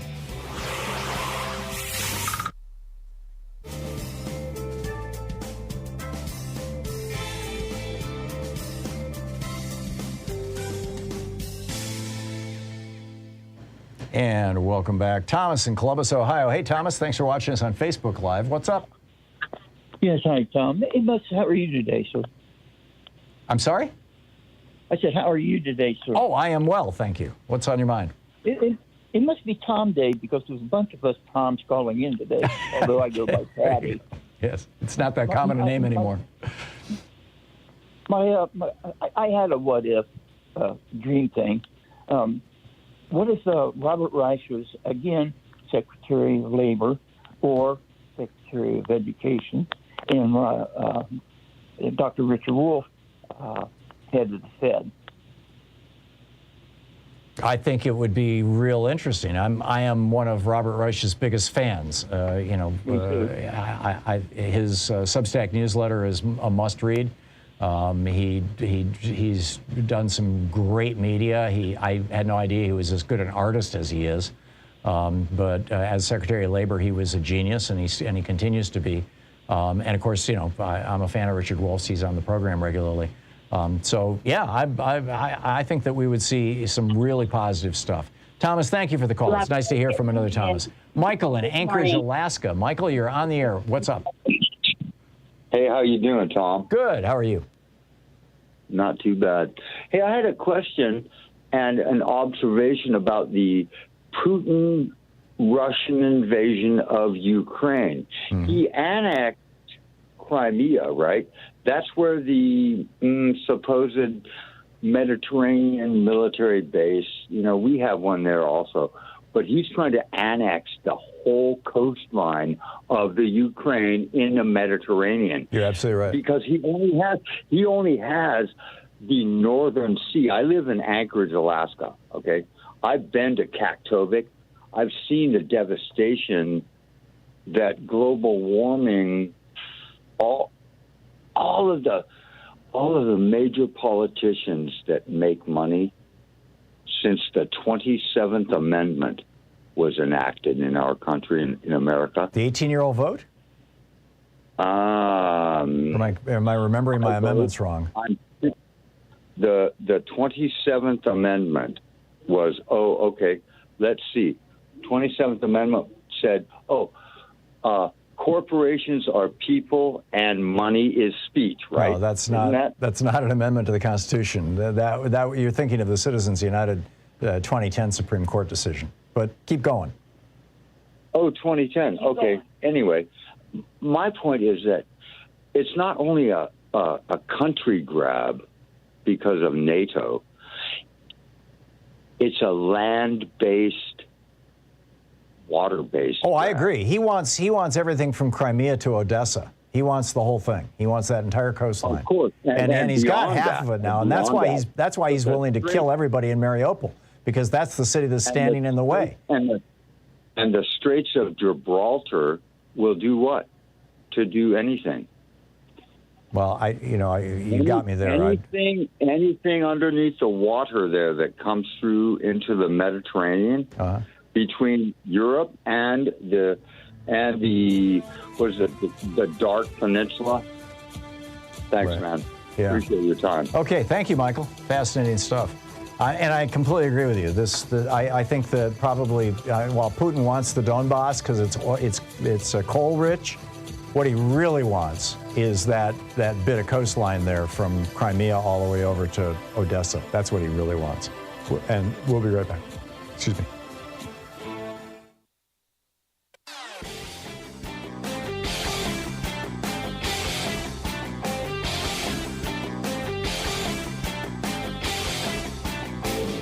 Hey, I've got a new book out. It's called The Hidden History of Big Brother in America, How the Death of Privacy and the Rise of Surveillance Threaten Us and Our Democracy. Available wherever you find fine books. The New York Times has put together just an amazing graphic where they took all the record temperatures from last year, from 2021, and put the red ones being hot and blue ones being cold, put them as little dots on a map of the United States. And it sure looks to me like what we're seeing is the collapse of the jet stream. If you watch weather shows on TV and things like that, what you see is, some very odd. Well, we saw this, for example, with that cold snap last a year ago, February, where the jet stream just kind of drooled all the way down, carried Arctic air all the way down into, southern Texas and northern Mexico, froze Texas up, shut down their power systems and things like that. And it's blocking the movement of air here in the Pacific Northwest, and thus we're getting these massive heat waves. I think that we all need to keep an eye on this. I've got a video about it over at ThomHartmann.com. You can check it out there.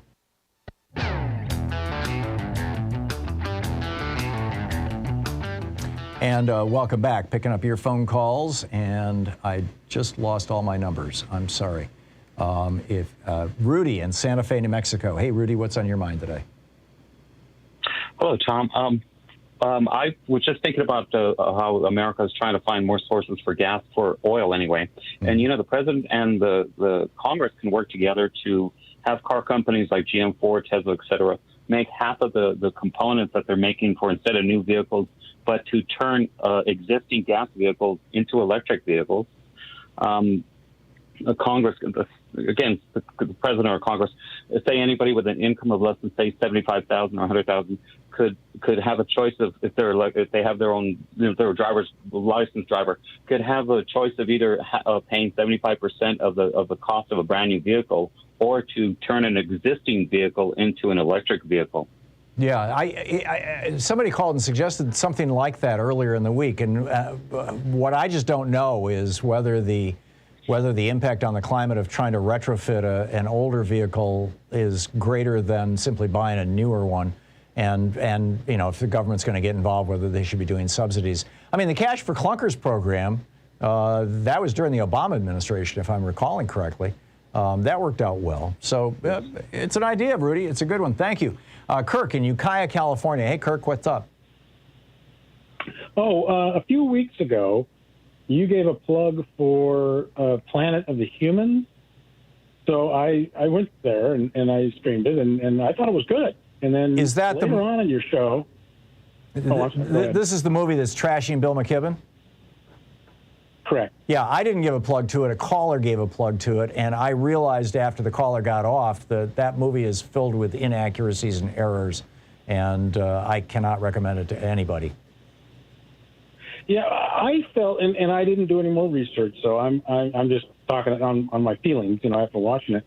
And I went away with the feeling that if you follow the money, with McKibben and Gore and all those folks, it might, he might have a point. It was a good exposition on the stupidity of turning biomass into an industry, basically, wood chips for fuel. It was a really good exposition on that. But as a documentary about climate change, it's just a flaming disaster. Kirk, thanks a lot for the call. Mark in Portland, Oregon. Hey, Mark, what's up? I was just wondering, what legal ways can there be to, investigate Alvin Bragg? I mean, it seems like he's being pressured by forces that are unseen, and because if the evidence that was presented to him is bulletproof practically, and that he's not saying anything, there needs to be some kind of investigation of him, I think. I mean, I don't know what agency or what organization or how that I think this done. is the kind of thing, Mark, that you need the New York Times to be digging into. I mean, that's the role of the Fourth Estate is if Alvin Bragg is backing off on Donald Trump because he's been threatened or because he's been bought off, then we need to know that, and that's the job of the press. And then, once that has been exposed, obviously you go after him. But he is the chief cop in New York City. So, if somebody's going to do an investigation, he would be leading that investigation, which is kind of weird. But I'm just scratching my head on this thing. Can he be recalled by the people of New York City? I mean, can there be, and if so, is there a statute of limitations as far as going after Trump for his crimes there? Yeah, those kinds of laws vary from city to city, county to county, state to state, all over the country, and I don't know what they are in New York City. But I'm guessing that there's going to be a lot of discussion about it. Mark, thanks a lot for the call. And thank you for being with us today. Hey, special thanks to Louise Hartmann, who put so much work into this program. She is I'm telling you, this program is Louise's as much as it is mine. And Sean Taylor and Nate Atwell, who are here full-time, and Jamie Hawley and Joyce the Hammer Nance, who's answering your phones. Nigel Peacock, Sue Nethercutt, Patrick Hoyt, Geraldine Halbert, Ron Hartenbaum, Chase Sprouse, Nicholas Miller, Pat Sweeney, Jabbermocky, Jay LeBlanc, Al Gorilla Rhythm, Connor Arroyo, and Carne Verde. Thank you so much to all of you for helping make this program work. We'll see you on Monday. Have a great weekend. Be good to yourself and the people around you. Get out there, get active, tag You're It. You've been listening to Thom Hartmann. For audio and video archives, visit thomhartmann.com.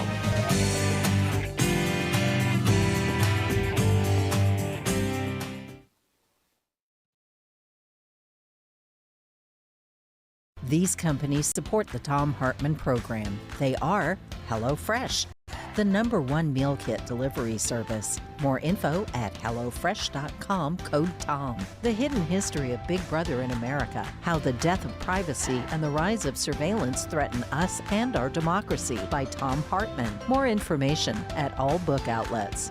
Wild Alaskan Company, 100% sustainable wild-caught seafood delivered right to your door. More info at wildalaskancompany.com/Tom. Cozy Earth, better sleep, better you. More info at CozyEarth.com, promo code TOM. The latest views and opinions from U.S. politics and other fascinating subjects too, including cutting-edge science reports at HartmannReport.com. And Dinovite, a whole food supplement for your pet's immune system. More info at Dinovite.com.